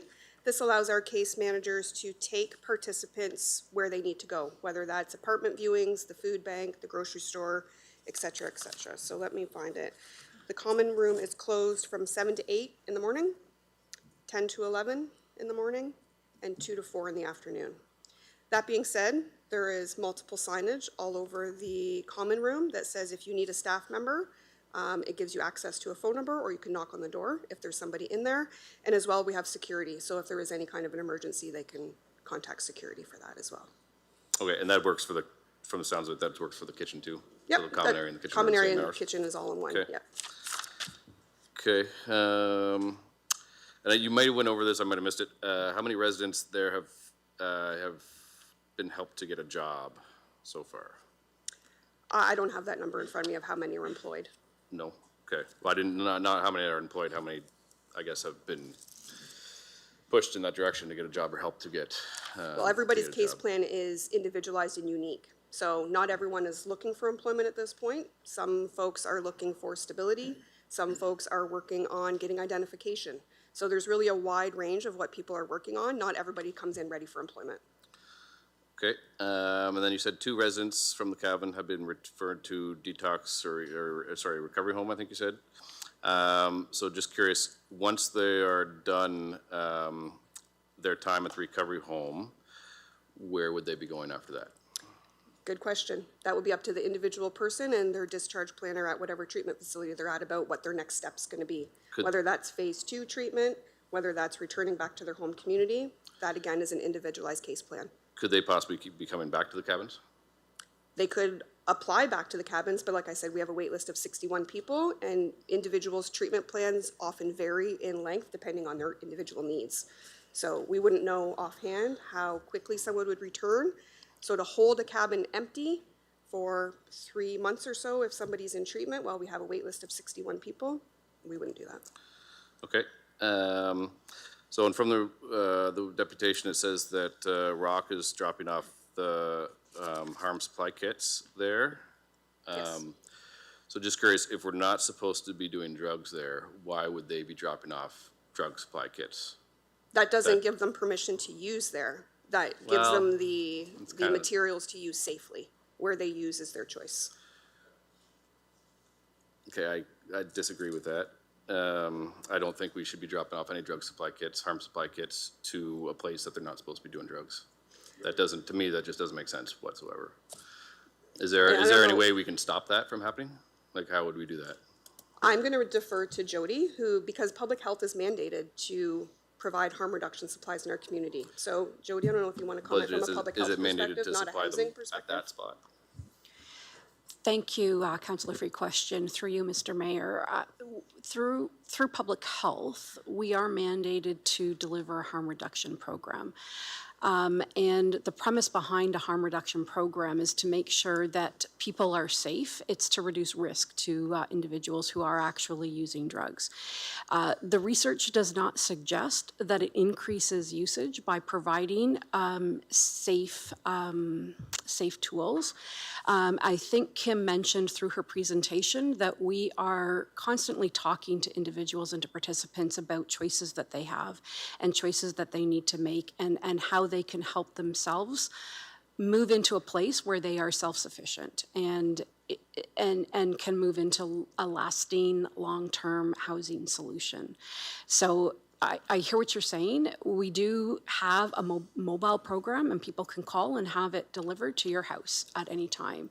And we treat this as somebody's housing unit. Okay, I guess if we have a rule not to do drugs on the property, I just don't understand why we're doing that. Councillor Jubenville and I have talked to multiple recovery homes, and all of them say that the harm supply kits are more enabling them than helping them. So I guess I'm just at a loss on why that's even a thought to give harm supply kits to a place where they're not supposed to be doing drugs.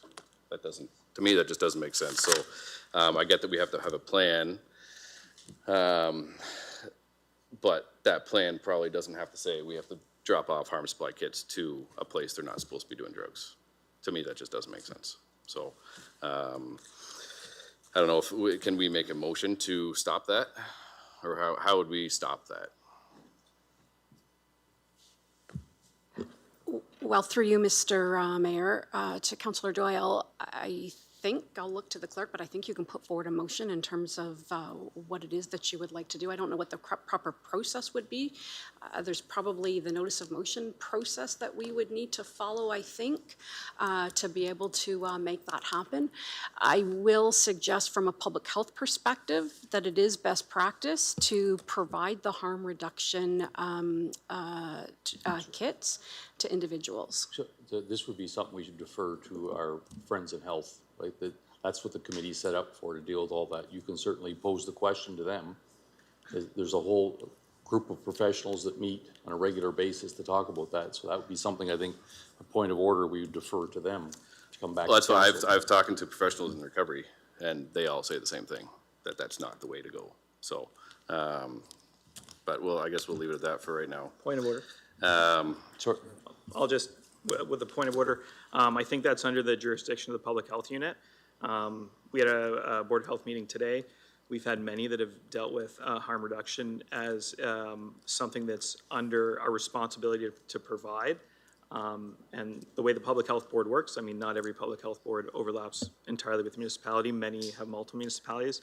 And it would be my understanding that that we couldn't direct the Public Health Unit, that they couldn't follow provincial mandates in health promotion and prevention practices. Okay. Okay. Yeah, I guess it says we have to have a plan. It doesn't say what that plan has to be. So, okay, and then I guess, so, I've heard, so is there needles that are given sometimes in these, like nothing in the needles obviously, but in any of the harm supply kits, are any needles given out? Clean needles? Right. Yes. Yeah, okay. And then if they use them, do they, in order to get more, do they have to bring those needles back, or do we just give them more? I would defer that to public health. I don't deliver the harm reduction supplies myself. Anybody here that can answer that? Jody's got her hand up. Through you, Mr. Mayor, the kits are provided to individuals, and there is no obligation to return used materials. We do have sharps disposals at many different sites, and that's where needles are expected to be disposed of. Do other municipalities have their program set up where in order to get new needles, you have to bring back your old needles? I'm sorry, I can't speak to what other municipalities are doing. Okay. Your Worship, maybe if I can help, I mean, I think we can ask the medical officer of health to attend an upcoming meeting and answer some of those questions. He'd be more familiar with what's happening. Part of the problem is municipalities are not always responsible for public health. It's a collection, for instance, in Oxford County and in Elgin County, it's not driven by the municipality. So our staff here on the municipal side don't necessarily know what's happening, because that's driven, we do in some cases, but it's being driven by medical officers of health and the boards of those particular areas. So Dr. Shanker Nasirathai, who's our medical officer of health, he would be able to tell you what other public health boards are doing, which I think is really what you're looking for. So we can reach out to him and ask him to come to a future meeting and address not only the question you just asked, but also the other question about why it's mandated that harm reduction kits be circulated. Okay, thank you very much. That's all. Okay, thank you. Seeing no other questions, we'll move on to item 22, infrastructure and engineering services. 22A, Building and Land Acquisition, 426 LaCroix Street, Chatham. Councillor Doyle and Councillor Juvenile, can I get you to put this on the floor, please?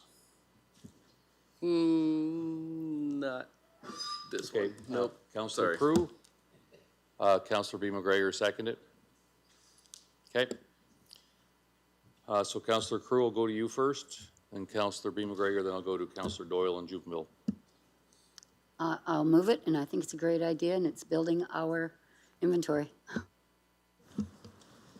Councillor B. McGregor? Yeah, but I have a quick question that I sent in advance as well. I know that I think I've asked this on a number of these properties, but when they're zoned institutional, if they were to be purchased by a private developer entity, what types of uses could they administer there without coming back to council? So thinking about things that they could just open on that property if a private developer bought it, because we didn't. What types of uses could they use that property for? So maybe specific, yeah. Thank you, Your Worship. Bruce McAllister, General Manager of Development Services. So, sorry, okay. Most of these former school sites are all designated residential in our official plan. So residential proposals, if a developer came forward, would be generally supportive just on that basis. But all of them carry an institutional zoning by nature of their former use. So, you know, from a private developer standpoint, a lot of the institutional type uses are municipal type uses. But if you think of things like private clubs, senior citizens dwelling is a permitted use. Trying to think of some others that would be applicable to the private. Somebody could run a museum, for instance, but a child care center is a permitted use. Obviously, religious institutions are as well, and we've seen conversions of that nature as well. Mm-hmm. And then I think on that zoning, health clinics would be allowed too, so someone could open like a health clinic, for instance, that might also provide methadone or something like that? Yeah, health clinics are permitted in the institutional zone as well. Like a boarding house would be permitted as well? Yeah, we refer to them as a temporary care facilities. They would be considered an institutional use. Yeah. Mm-hmm. Right. Okay. Yeah, and I think that's important to note that when a property like this goes into private development, and we've seen it in Wallaceburg, we've seen it in other areas, we lose control over what can happen with that property. Often those properties are in the hearts of neighborhoods. Mm-hmm. If you look at them and they don't get developed quickly, they become boarded up. We can see squatting activity. They can become dangerous buildings that we don't want in communities. And if we don't have control over what they become, the community very much does lose any input into that process. When the municipality owns them and we develop them, the community can have input into that process. So just a component of buying or acquiring these properties that I think warrants some consideration is that communities can then have input into the development versus in other scenarios they can't, and in scenarios where they haven't, that hasn't worked out very well for the municipality at times. At times it's worked out great, other times it hasn't. Thank you. Councillor Doyle, followed by Councillor Jubenville. Thank you, Mayor. Through you. I just pulled this because I'm going to vote against it. I think we're buying up too many properties right now for affordable housing. We definitely need it, but we have a lot of places that are on the go or in the process, and all of them still need millions of dollars in funding to get there. I don't think this is the best use of our money at this point. So I guess I would rather leave this up to the private sector. And I know there is a motion to express interest in these places when they come up, but I guess to me that doesn't mean we need to buy every single one that comes up. Just to get the information about them and like for the last one, there was a daycare in there. I know we're real short on daycare spots, and I didn't want to see that possibly get I guess kicked out if it did go to private sector. That's the only reason I voted in favor of the last one. This one, I don't see that being the same case, and I don't think when we have as many problems with our assets right now that we can't fund them as we speak, to continuously buy more just doesn't make sense to me at this point in time. So I'll be voting against this. Thank you very much. Councillor Jubenville, followed by Councillor Story. Thank you, Mayor Caniff. I'll echo Councillor Doyle's sentiments. I think we're doing our part in following along with the incentive and the initiative of finding buildings for affordable housing and whatnot, but I think we just need to find a balance in between how much money the taxpayer purse has versus acquiring all of these properties. So I appreciate your work on this initiative, but I won't be able to support this one. Thank you. Councillor Story, followed by Councillor Bondi. Thank you, Mr. Chair. Just a couple of questions, Ray. Thank you for the detailed report. In the consultation section of the report, there was no inclusion of planning staff. Was that an oversight, or was that, were planning staff not included in those discussions? Might just be a typo. Thank you, Your Worship. I can step in here. thanks. I think it's an oversight. Planning has definitely been involved in Okay, discussions on perfect. all these properties. Okay, that's great, thank you. What will normally when we have housing developments or what have you in a neighborhood, we would have a public input process, so what would that public input process be? I'm just thinking about past housing developments, we've had public information centers, or the developer has held a public information center. Would we be following that same kind of process for this? Thank you. Thank you, Mr. Mayor. Ray Harper, Director of Municipal Housing and Property Development, and thank you for your question.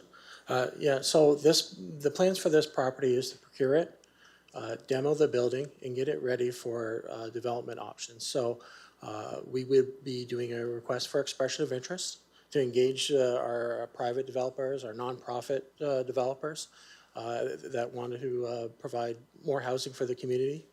That definitely would include an affordable housing component. We would bring forward the results of that request for expression of interest to council for consideration and further direction. And so we would also use this project as part of our Let's Talk affordable housing communication strategy as well to get input on these proposals. And then ultimately, that would also include public information sessions? Yeah, we would definitely make sure that we inform the public of the proposed redevelopments of this property. Which Your would Worship, include, maybe if Mr. McAllister can jump in, because just to be clear, sometimes public information sessions are driven by the zoning process, right? So we wouldn't be subject to that as a municipality. Not to say that we wouldn't have public meetings, but maybe Mr. McAllister can speak to that. Yes, thank you, Your Worship. I think it ultimately depends on what path this goes forward as, right? If it's through the expression of interest process, if there is interest from a private sector, not-for-profit or other developer, and they propose a use that isn't permitted by the zoning, it would go through that Planning Act approval process, and generally there probably would be a public information center, and ultimately there's a required public meeting here at council. If it's determined that this would be a municipal build in the future, owned and maintained by the municipality, we're not subject to our own zoning, but I know we would still go through a consultation process. I know Mr. Harper's done that on the Wallsburg project and others, and then ultimately comes back to council here in a public forum for review and discussion on the final proposal. okay, thank you for that, Bruce. Last but not least, there's a fair bit of green space on that property. And since it is accessible from Houston and Kendall Streets, I'm assuming that it's probably well used by local residents since they have access to it there. Would it be possible to preserve that parkland green space as part of our request for expressions of interest? Could we conclude that in the terms that we would like that green space preserved? Thank you.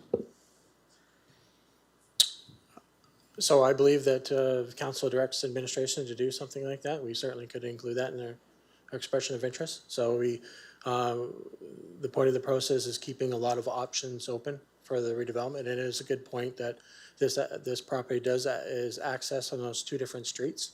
So there theoretically could be a couple different projects or a couple different types of proposals on that site, independent of each other. Great. Since there's a school property in the parking lot, so there's a fair bit of real estate that would not be considered the green space that we could use. I don't know if that requires a number 6 or if that can just be included within an expressions of interest proposal and leave it at that. I'm not quite sure what the process would be. One clarification, just so you know, the parking lot that you see driving by, that's not part of the school property. That belongs to the church. Okay. Okay, just so you know. Thank you for clarifying that.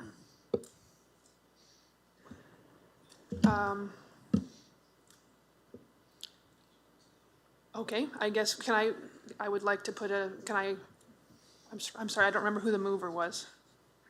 Councillor Clue, would you mind if I included an item saying we would like to preserve the green space if at all possible as a term in the expression of interest? I am going to say no at this time, but because I don't know the property, there's no like design, so I don't know what I'm saying yes to there. If that makes sense. And Sorry, I see Gordon Bruce's hands popping up here, so I'll Sorry. defer to them. Gord, go ahead. Thanks. It just was a suggestion. I think you want them, there's one thing to say that you want 25% of the space to remain green space or something, but it's another thing to say that it has to be in the current configuration that you have now, because as Ray said, there's not a parking lot. The parking lot would belong to the church that was generally used, so if you're putting out for expression of interest, I don't think you'd want to restrict the design. The design would come back to council and might have a significant amount of green space in it, but maybe it's green space along LaCroix and the parking lot at the back of the facility. So I'm just cautioning that you don't want to restrict the potential expression of interest providers, boxing them into a box they can't fit in. Anything to add to that? Just, Gord said it well, what I was getting at. I think the other challenge is, I think it's more of a direction to what Gord said, that you want to maintain a percentage of green space in the proposal, because we wouldn't go out for an expression of interest if we were just going to take land for a park, right, that we'd ultimately own. We might as well just keep it now as part of this process. But I think what we don't know is how is the design going to work until we do an expression of interest. Mm-hmm. Okay, I appreciate that. I do think that it's worth, I think if we put it out as an expression of interest and we set terms for any RFP or tender, I'm just wondering which has terms about what we want to see on that site.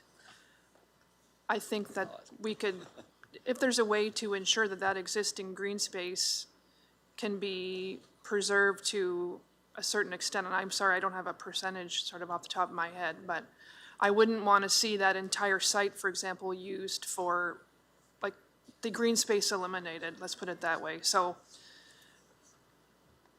I'm not sure the best way to do that right now, but I don't want to restrict the opportunities on the site, but I think if we start from square one, making it clear to anyone who submits a request, an expression of interest response, that we want to conserve that green space as much as possible, they would be able to operate within that boundary. But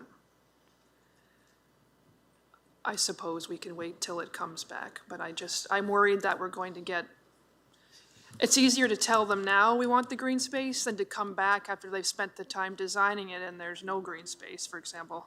Let's put it that way. So maybe a compromise is that in the RFE, we ask them to identify how they can maximize existing green space. The reason why I do agree that saying a percentage isn't necessarily great, because if the design is such that it's a 3-foot ribbon around the entire property, it's not really, it's green, but that's not what you're looking for. You're looking for something bigger. So I think a percentage is not the way to go. And I do agree with Mr. Quinton that if we say, it's got to be existing spot that's green, we're really limiting what might come back because there's only so much on the site. But we can certainly put in language in the RFE saying that we'd ask them to identify how they'll maximize green space on the site. It might not be to your liking when you see it, but at least we're going to ask them to turn their minds to it. Because when I say you see it, council will see whatever RFEs come forward. So, okay. So technically, if they come back with using a lot of the green space or more than we're comfortable with, we could go back to them and say we'd like this to be redesigned? You could. And then the other thing is there'll probably be some, I don't want to predict what we're going to get, but there may be some negotiation along the way. It may be that they can produce more green space, but as a result, they're going to offer less parking. So, you know, those are decisions that council will have to make when the time comes. I understand your intent. I think it's a bit premature, but having said that, there's nothing wrong with us asking the proponents to identify how they can, you know, maximize green space on the site. I think we can do that. It's a simple sentence. So. Okay, that would be great. Thank you for that option. Okay. And let's just last question, Ray. I know it says 2026, but do we know when that might be happening? Like, so this is when we would put out the expression of interest? So right now, we have a semifinal draft of expression of interest right now for the 55 Croydon property. So either mimicking that same document or incorporating the same process is what we're looking for. So we really like to get that out as soon as possible. But first and foremost, we want to get the school demo. So I don't have an exact answer for you. I just let you know that we are working on that whole process. So maybe like before the end of the year? The next quarter? We're definitely aiming to do the expression of interest, hopefully by the end of this month or early next month for at least, but I can't guarantee you what this particular property, if that is included that on that particular one or is on the very next. Okay, thank you very much. Councillor Bondi, followed by Councillor C. McGregor. Thank you, Mayor Caniff. Couple of questions. Just to start off with, at 1.7 million, I do think we're buying too much stuff. Like, we have a couple of schools already, a nursing home. And, you know, 1.7, we throw that around like it's not a terrible amount of money, but it's the equivalent of my house paying property taxes for 340 years. So, if you look at it that way. Now, my question, when we put this request for expression of interest for the site to be redeveloped, would the municipality pay for the build and we would own it and operate it, or are we looking to sell it and have somebody, like, I don't get it. Like, are we going to own the property and have it developed and have somebody else own the building and run the thing, or are we going to pay to build it and then pay to run it? Thank you, Mr. Mayor. So the intent of the expression of interest to keep it very open to get different proposals. So, for example, we could either contribute the property to a proposal for a set dollar amount, whether it's $1 or maybe it is $2 million, depending on the developer or the proponent that would like to use the valuation of the asset. Maybe they need this property for their financing plan at whether they purchase it from us or it's part of a contribution. So, but the intention is for us right now, not for us to own it or operate it. For right now, we're looking for proposals to see what other parties could do with the land to address our housing need. So they would develop it and they would operate it.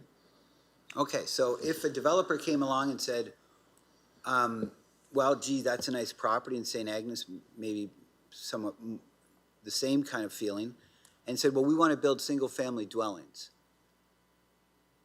would we sell it to them? Or does this restrict it to affordable housing only? So the intention is that there would be some form of affordable housing in the proposal. So we're also including attainable housing for, like you said. So, for example, we have nonprofits that do have single-family homes that offer affordable housing. So as one example, that could be a model if someone wanted to build houses, and perhaps maybe some are affordable housing and some are attainable rent or affordable home ownership.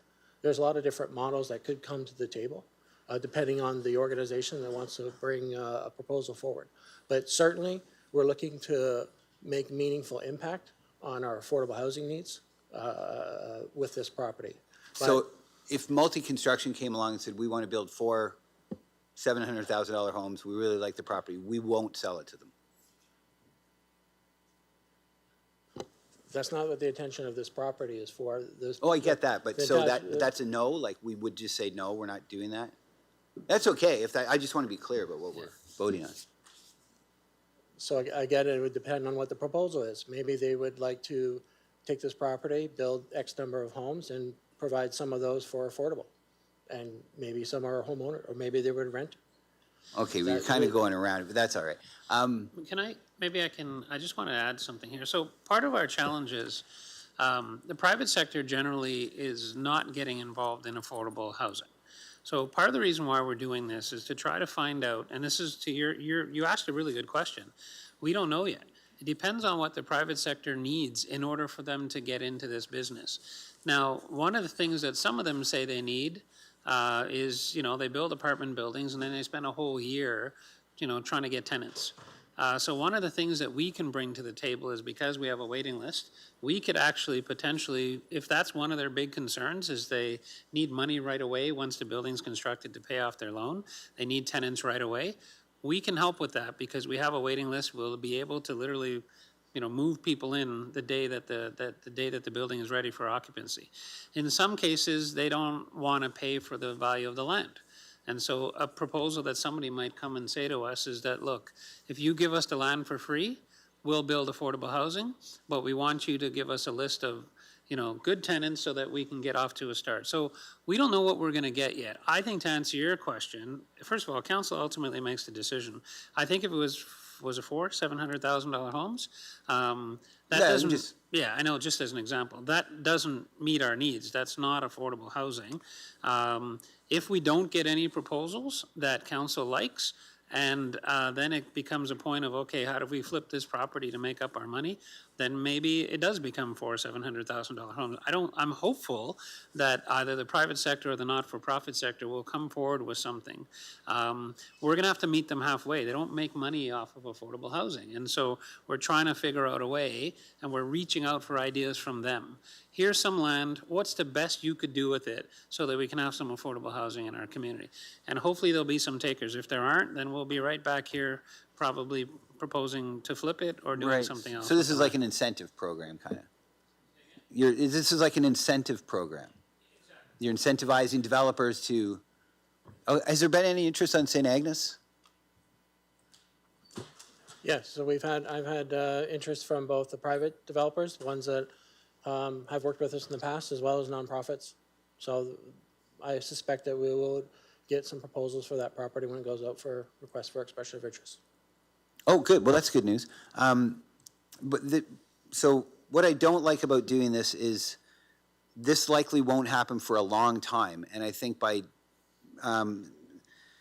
buying a property with these restrictions, and I've heard, well, we get to control it. Like, I'm not a big, the government's controlling it, so that's a good thing. That's not my game. But anyway, there's that. But what I was getting at is I don't like the insecurity that it creates in the neighborhood, because it could take years for this to happen. And frankly, most quiet single-family dwelling neighborhoods don't like these things. They don't like apartment buildings. So I just find it creates a lot of insecurity for the neighborhood. Now, this one's on a pretty busy street, so it's not so residential. It backs on three sides, or two anyway.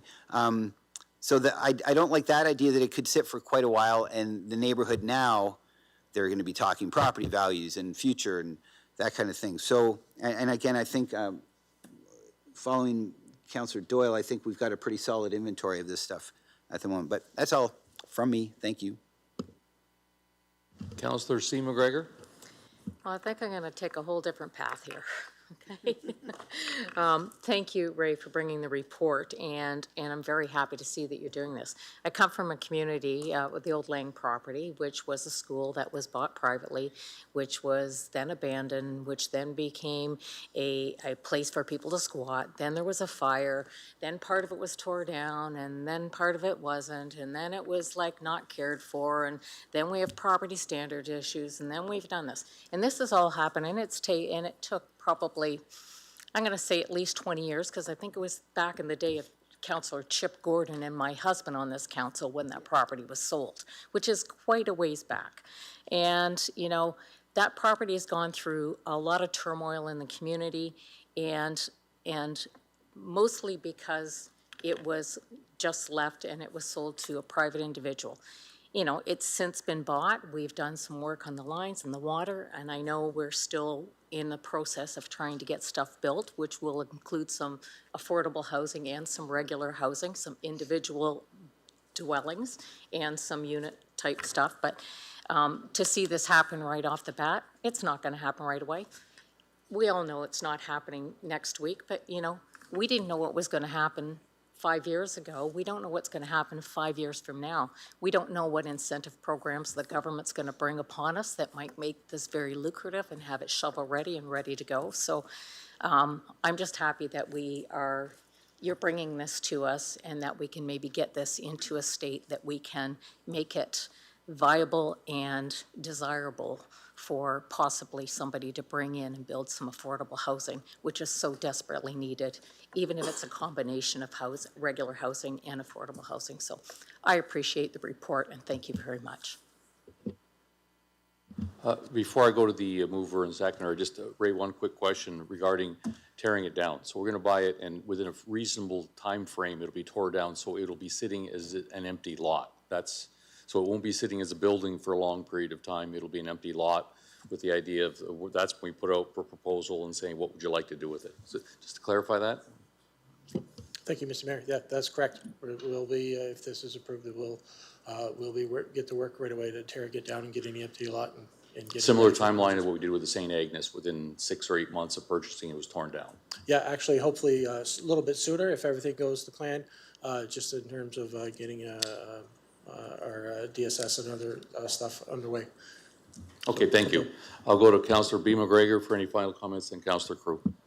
Yeah, appreciate and certainly appreciate Councillor McGregor's experience in Wallaceburg, and I think that this becoming an empty lot mitigates a lot of those concerns around squatting, around potential fire that have a pretty significant impact on the community. So I think it is something that helps the surrounding community when if we are able to take it and get it prepared for development. Just a quick question. We saw the wait list for housing in a previous report. The properties we own right now, if they were all developed tomorrow, would that wait list go to zero? Thank you, Mr. Mayor. No, absolutely not. Wait list is around 1,400 households right now. It, as described in previous reports and other meetings, we had an explosive growth of over 30% last year. We're in a few years, we've doubled, the wait list has doubled over the last few years. Appreciate that. And, I appreciate that Councillor Scotchy has brought a motion before that we should be looking at these types of properties and that we supported doing that. And I'm glad to see them come back. And I hope that we can start making some progress on the housing issue in Chatham-Kent. Thank you. Councillor Crew, any final words? No, I was going to bring up the 1,400 houses, but thank you. I hope you support this. Okay, with that, we'll put it to vote. Councillor Anderson? Yes. Councillor McGrail? Yes. All votes are in. Motion passes 11-5.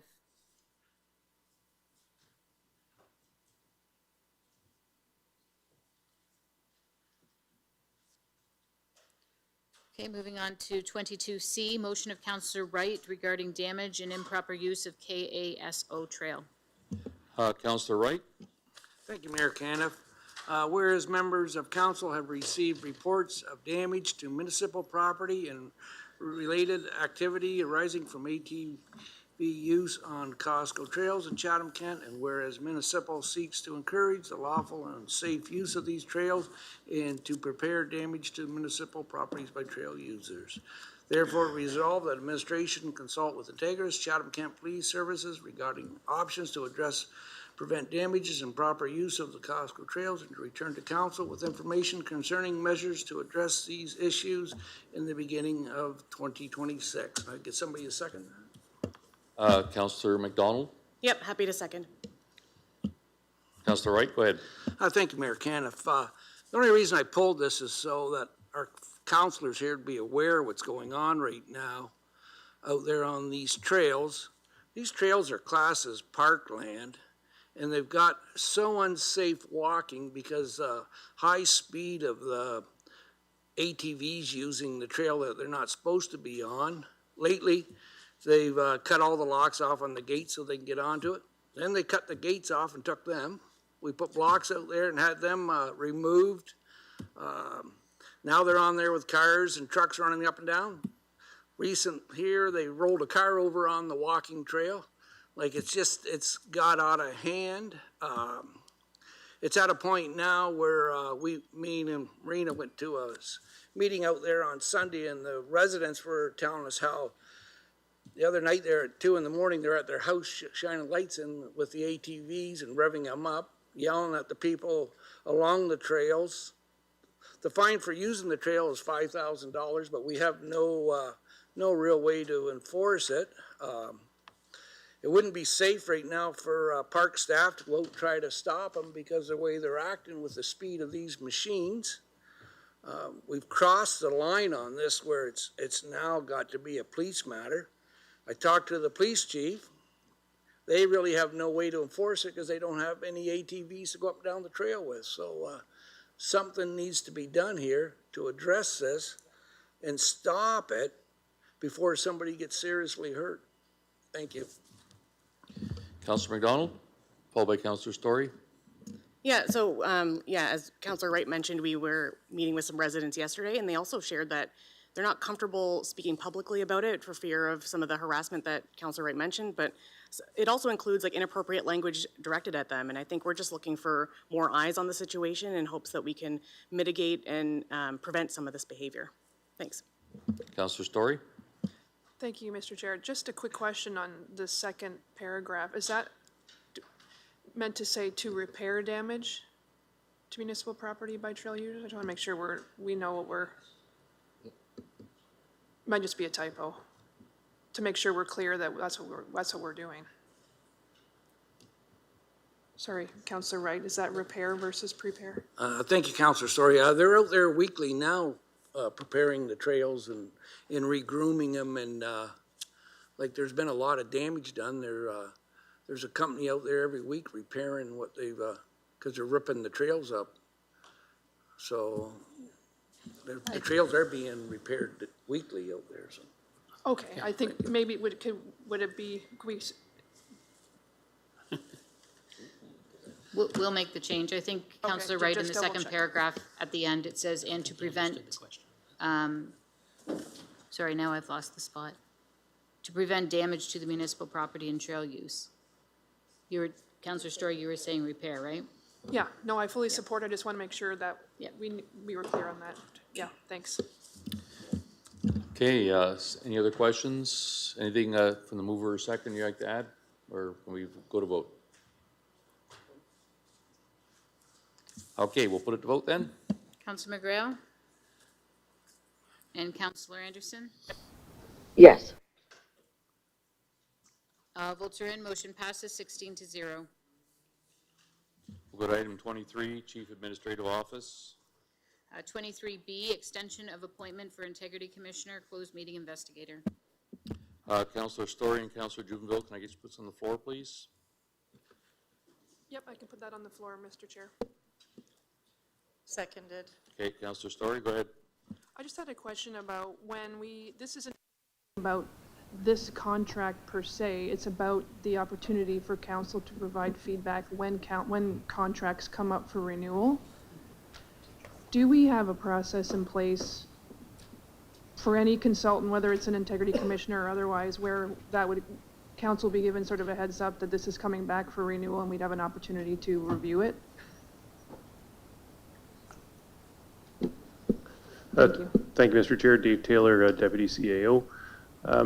So it's probably contract to contract is what I would say, Councillor, a little bit contextual, because of course most of the contracts that this council approves, you would have kind of no direct involvement in the management of the day-to-day aspects of that contract. If you imagine, putting down gravel or a construction of a building or something like that, our technical professionals are involved. And so I wouldn't say on that one there would be a process really for council, other than you could obviously, as we hear, whether it's a citizen concern or a councillor concern, direct those to the appropriate staff member as feedback. This one's a little bit different because this is the integrity commissioner that's appointed by council. And so I think that there is an opportunity there for councillors to share thoughts or elements of that contract with, it could be myself or Judy or Michael as kind of the staff members who are most directly connected with this contract if there was any pieces the council wanted us to follow up on or any particular concerns or anything like that. Normally, we would like to actually give you a little bit more lead time on that. And in this case, it's coming up pretty quickly for a renewal.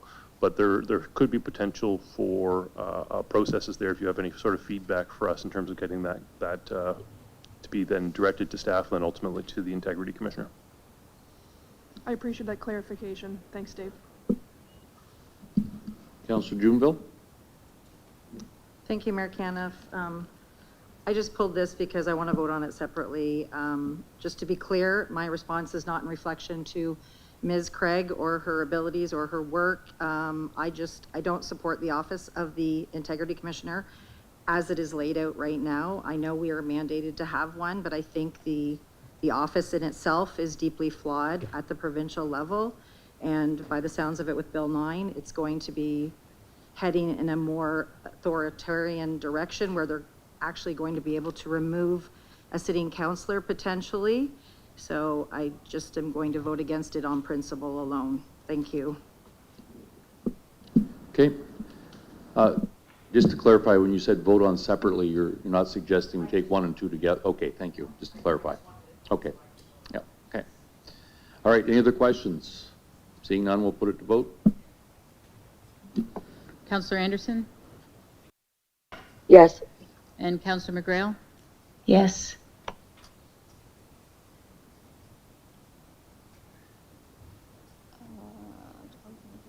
So we have 13 in favor and 3 opposed. Councillor Bondi, you abstained, and because you're present, the procedural bylaw says that when you abstain and you're present, it's a no vote. Okay. Okay, so motion passes 13-3.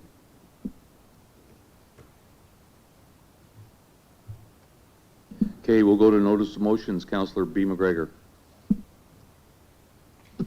Thank you. I, Councillor Brock McGregor, will bring forward the following motion for discussion and voting at the next council meeting. Whereas Windsor recently hosted a public session involving council members and local MPPs and MPs, and whereas Chatham-Kent remains focused on transparency and building relationships with other levels of government, therefore be it resolved that Chatham-Kent Council and the Mayor invite our local MPs and MPPs to a public meeting with Chatham-Kent Council and the Mayor to discuss current issues within our municipality to enhance collaborative efforts.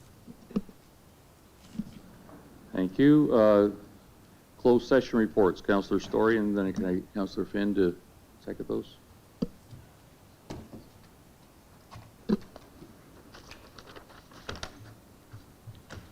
Thank you, Mr. Chair.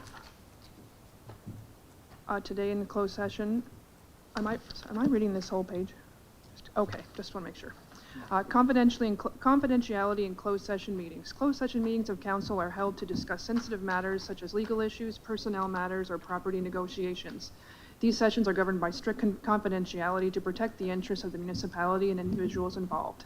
Council members and staff are legally and ethically bound to maintain discretion, and any disclosure of information discussed in closed session may result in penalties or legal consequences. Today, Monday, November 17th, 4:30 to 5:19 p.m. Members present, Acting Chair Story, Mayor Caniff, Councillors Allen, Bondi, Sikachi, Crew, Doyle, Finn, Harrigan, Jubenville, McDonald, B. McGregor, C. McGregor, Thompson, and Wright. Participated remotely, Councillors Anderson and McGrail, absent Councillors Hall. Council directed administration on position, plan, procedure, criteria, or instruction to be applied to any negotiations carried out by the municipality with regard to Marine Park, Mitchell's Bay, Section 239, 2K, Municipal Act 2001. Council received information on litigation and advice that is subject to solicitor-client privilege with regard to contract performance issues, Section 239, 2E and F, Municipal Act 2001. Litigation affecting the municipality or local board with regard to employee lawsuit update, Section 239 2E, Municipal Act 2001. And finally, advice that is subject to solicitor-client privilege with regard to York 1 court application, Section 239 2F, Municipal Act 2001, read during the council meeting on Monday, November 17th, 2025. Seconded. Any questions? Seeing none, put it to vote. Councillor McGrail. Yes. Councillor Anderson. Yes. All votes are in. Motion passes 16-0. Council, go to communication items. Councillor McGrail and Councillor Juvenile, you both wanted to pull 2C.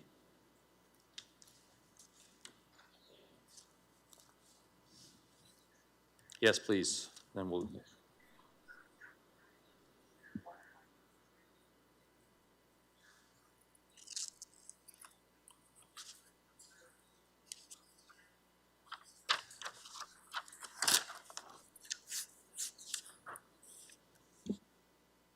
District School Board, where they identified, they asked them to define an alternative site for a new school because it being adjacent to a municipal landfill.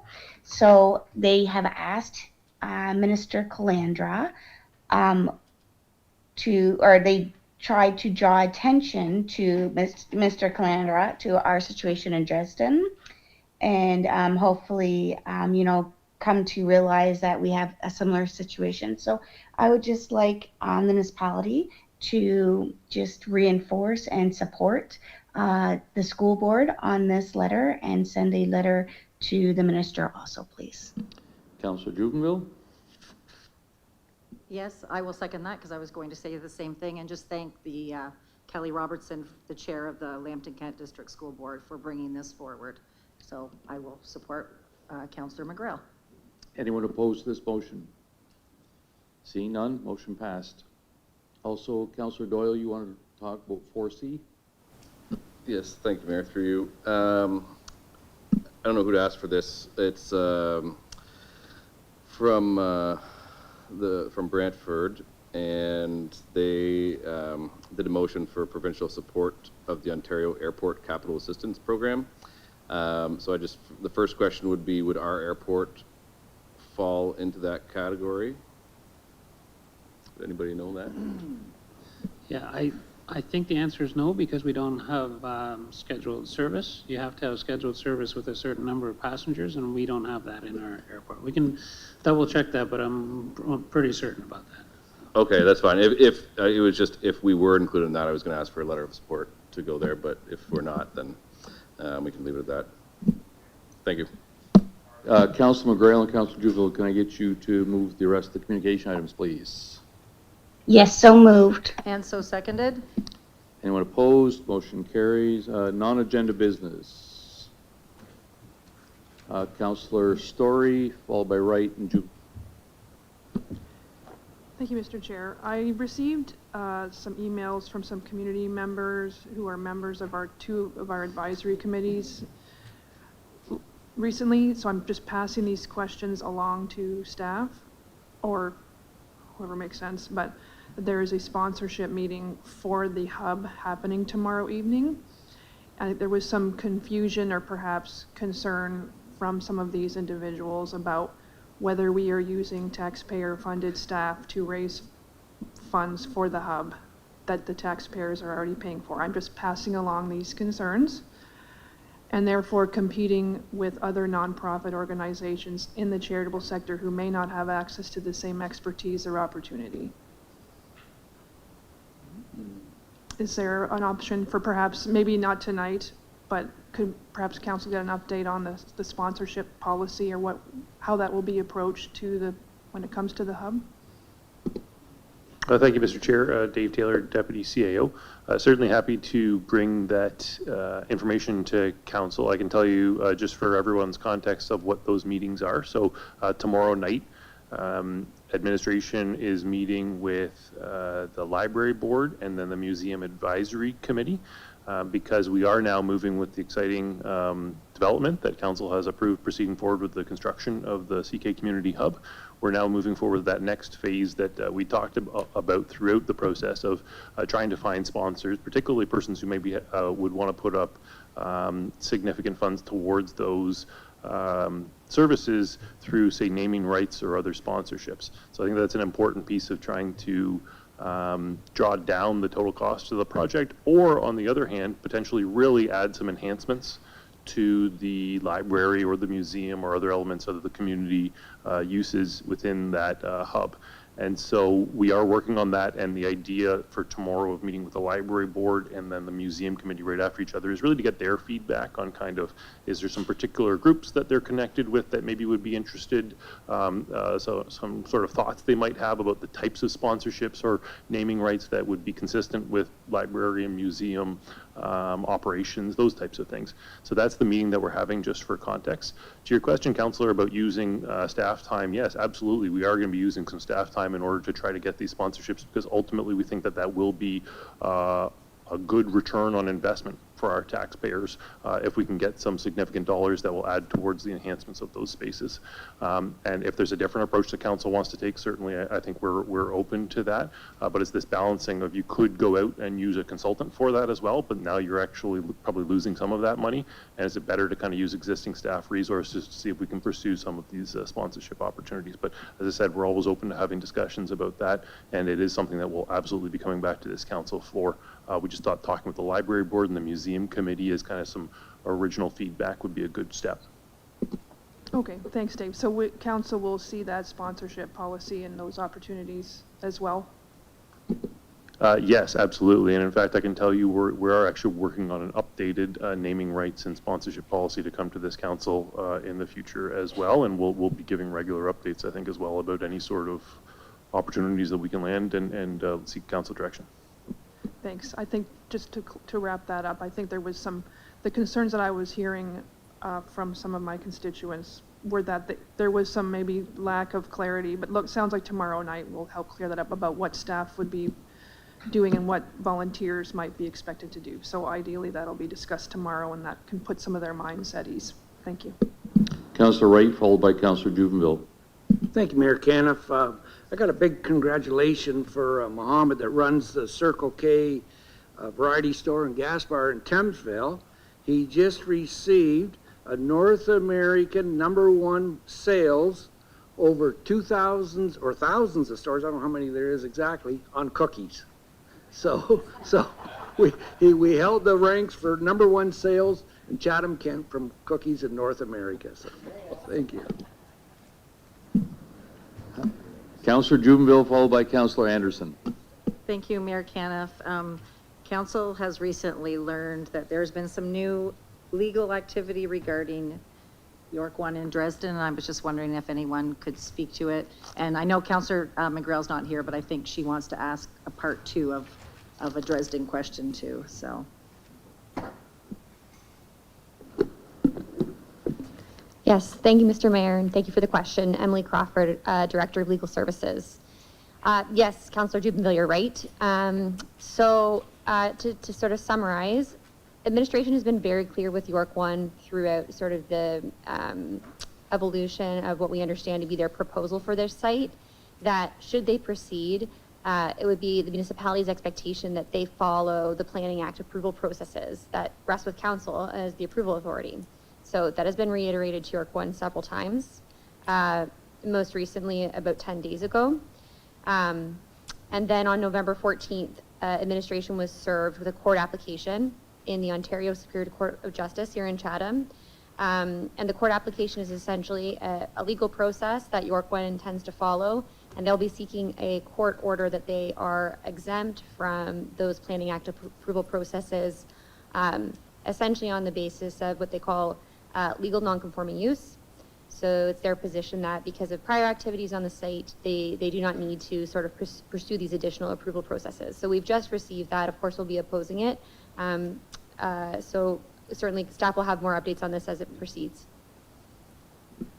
Okay, thank you. And I have another question, and excuse me if this has been conveyed. The recent funding that we received from the federal government, the $3.7 million for the transitional housing, I'm just wondering where did that go? Where has it been deposited to? Thank you, Gord Quinton, CFO. So it's actually part of your 2026 budget process, but just to give you the answer, it's been placed in the affordable housing reserve, so we have it available for more new builds of any type of affordable housing in the future. So basically return the funds that we had taken from that reserve to complete the cabins and return it to that reserve, so it's available for the next affordable housing bills. Okay, thank you. Councillor McGrail, followed by Councillor Anderson. Thank you, through you, Mayor Caniff. I know that today the municipality and York 1 had a meeting, and I just wondered if there could be a recap on how that went and feelings and what was accomplished. Thank you. Thank you, Mr. Mayor, and thank you, Council, for the questions. Dave Taylor, Deputy CAO. So we did have a meeting today. This is actually the first meeting we've had with York One a couple of years, since a preliminary meeting well before we knew even the details of what they were proposing. And so it was only a meeting with their planning consultant, though. So we didn't actually have people who are part of the York One Corporation, but they had an external planner consultant, and we met with him. So I would say we expressed in that meeting the serious concerns that our community has with the proposal, particularly about the lack of communication, the fact that we kind of don't have these details of what the proposal even is. Citizens and council may remember that there were details that went forward through a provincial process in the environmental registry. That was before then the province passed Bill 5 that really exempted this property from the Environmental Protection Act. And since that time, we don't actually know whether York One's proceeding forward with the same project or a different project. And in fact, some of the public communications we've seen, it hasn't been directed actually to Chatham-Kent, but some public communications that they've sent out, and also some materials that they submitted through a federal government process that Dresden Cared and Chatham-Kent went through. York One has suggested that there is actual changes, that what was originally in those applications is not the same thing that they're now pursuing. And so we kind of asked the planner, we said, look, we need the details of what you're actually submitting so that our community actually knows what they're dealing with here. So that was one of the big asks that we had for them, is to get us details of what they're actually proposing here. We also asked that they provide us kind of any background studies or any materials that they have submitted to the province that would help us understand even how they're planning about going about this. Things like where the truck traffic might go and things like that. So that was really the scope of the meeting. It was their planner coming down to talk to us about the proposal, provided some limited details, but really just verbally. And so our ask out of that, and we've sent a follow-up email, is to go through a series of questions that we had about what is it that you're even proposing here, because the community has the right to know that, we think, and just again reiterated our kind of opposition to everything that we've heard to date. Pass it over to Mr. Dubin if you have anything else to add. Thank you, Your Worship. Yeah, the only thing I wanted to add, Councillor McGrail, and for the rest of council and the public, when we say we met with them, there were no elected officials there. There was no mayor there. There were no councillors from the area. I think that's really important. It was just myself and Mr. McAllister and Mr. Taylor. We also asked them going forward to be more accurate in terms of any information they're giving the public about who they meet with, because they haven't done that in the past. Even in the material they're handing out, they talk about, we appreciate that some politicians disagree with the recycling project. Well, council knows that all 18 of you voted to fight this thing. So there's a lot of misinformation in the information they've been given the public, and we've asked them to make sure going forward that they be more accurate, if not completely accurate, in their information. So there was no meeting with the mayor. There were no meetings with any members of council. It was just myself, Mr. Taylor, and Mr. McAllister. We don't have a second meeting planned yet, but I suspect that's something that we would be willing to meet with them if they actually provide the information that we've asked for. Yeah, I'll leave it at that, but we'll keep council updated as this progresses, not just any future meetings, but also in terms of the litigation. Perfect, thank you. Councillor Anderson, followed by Councillor C. McGregor. Thank you, Mr. Mayor, and through you. I just wanted to again congratulate Ryan Brown on his award. As a resident of Wheatley, I don't think that there's really vocabulary in our language that could explain the gratitude that we have for you, Ryan, from your expertise to your understanding and your continued advocacy and commitment to our community. It has definitely impacted where we are today.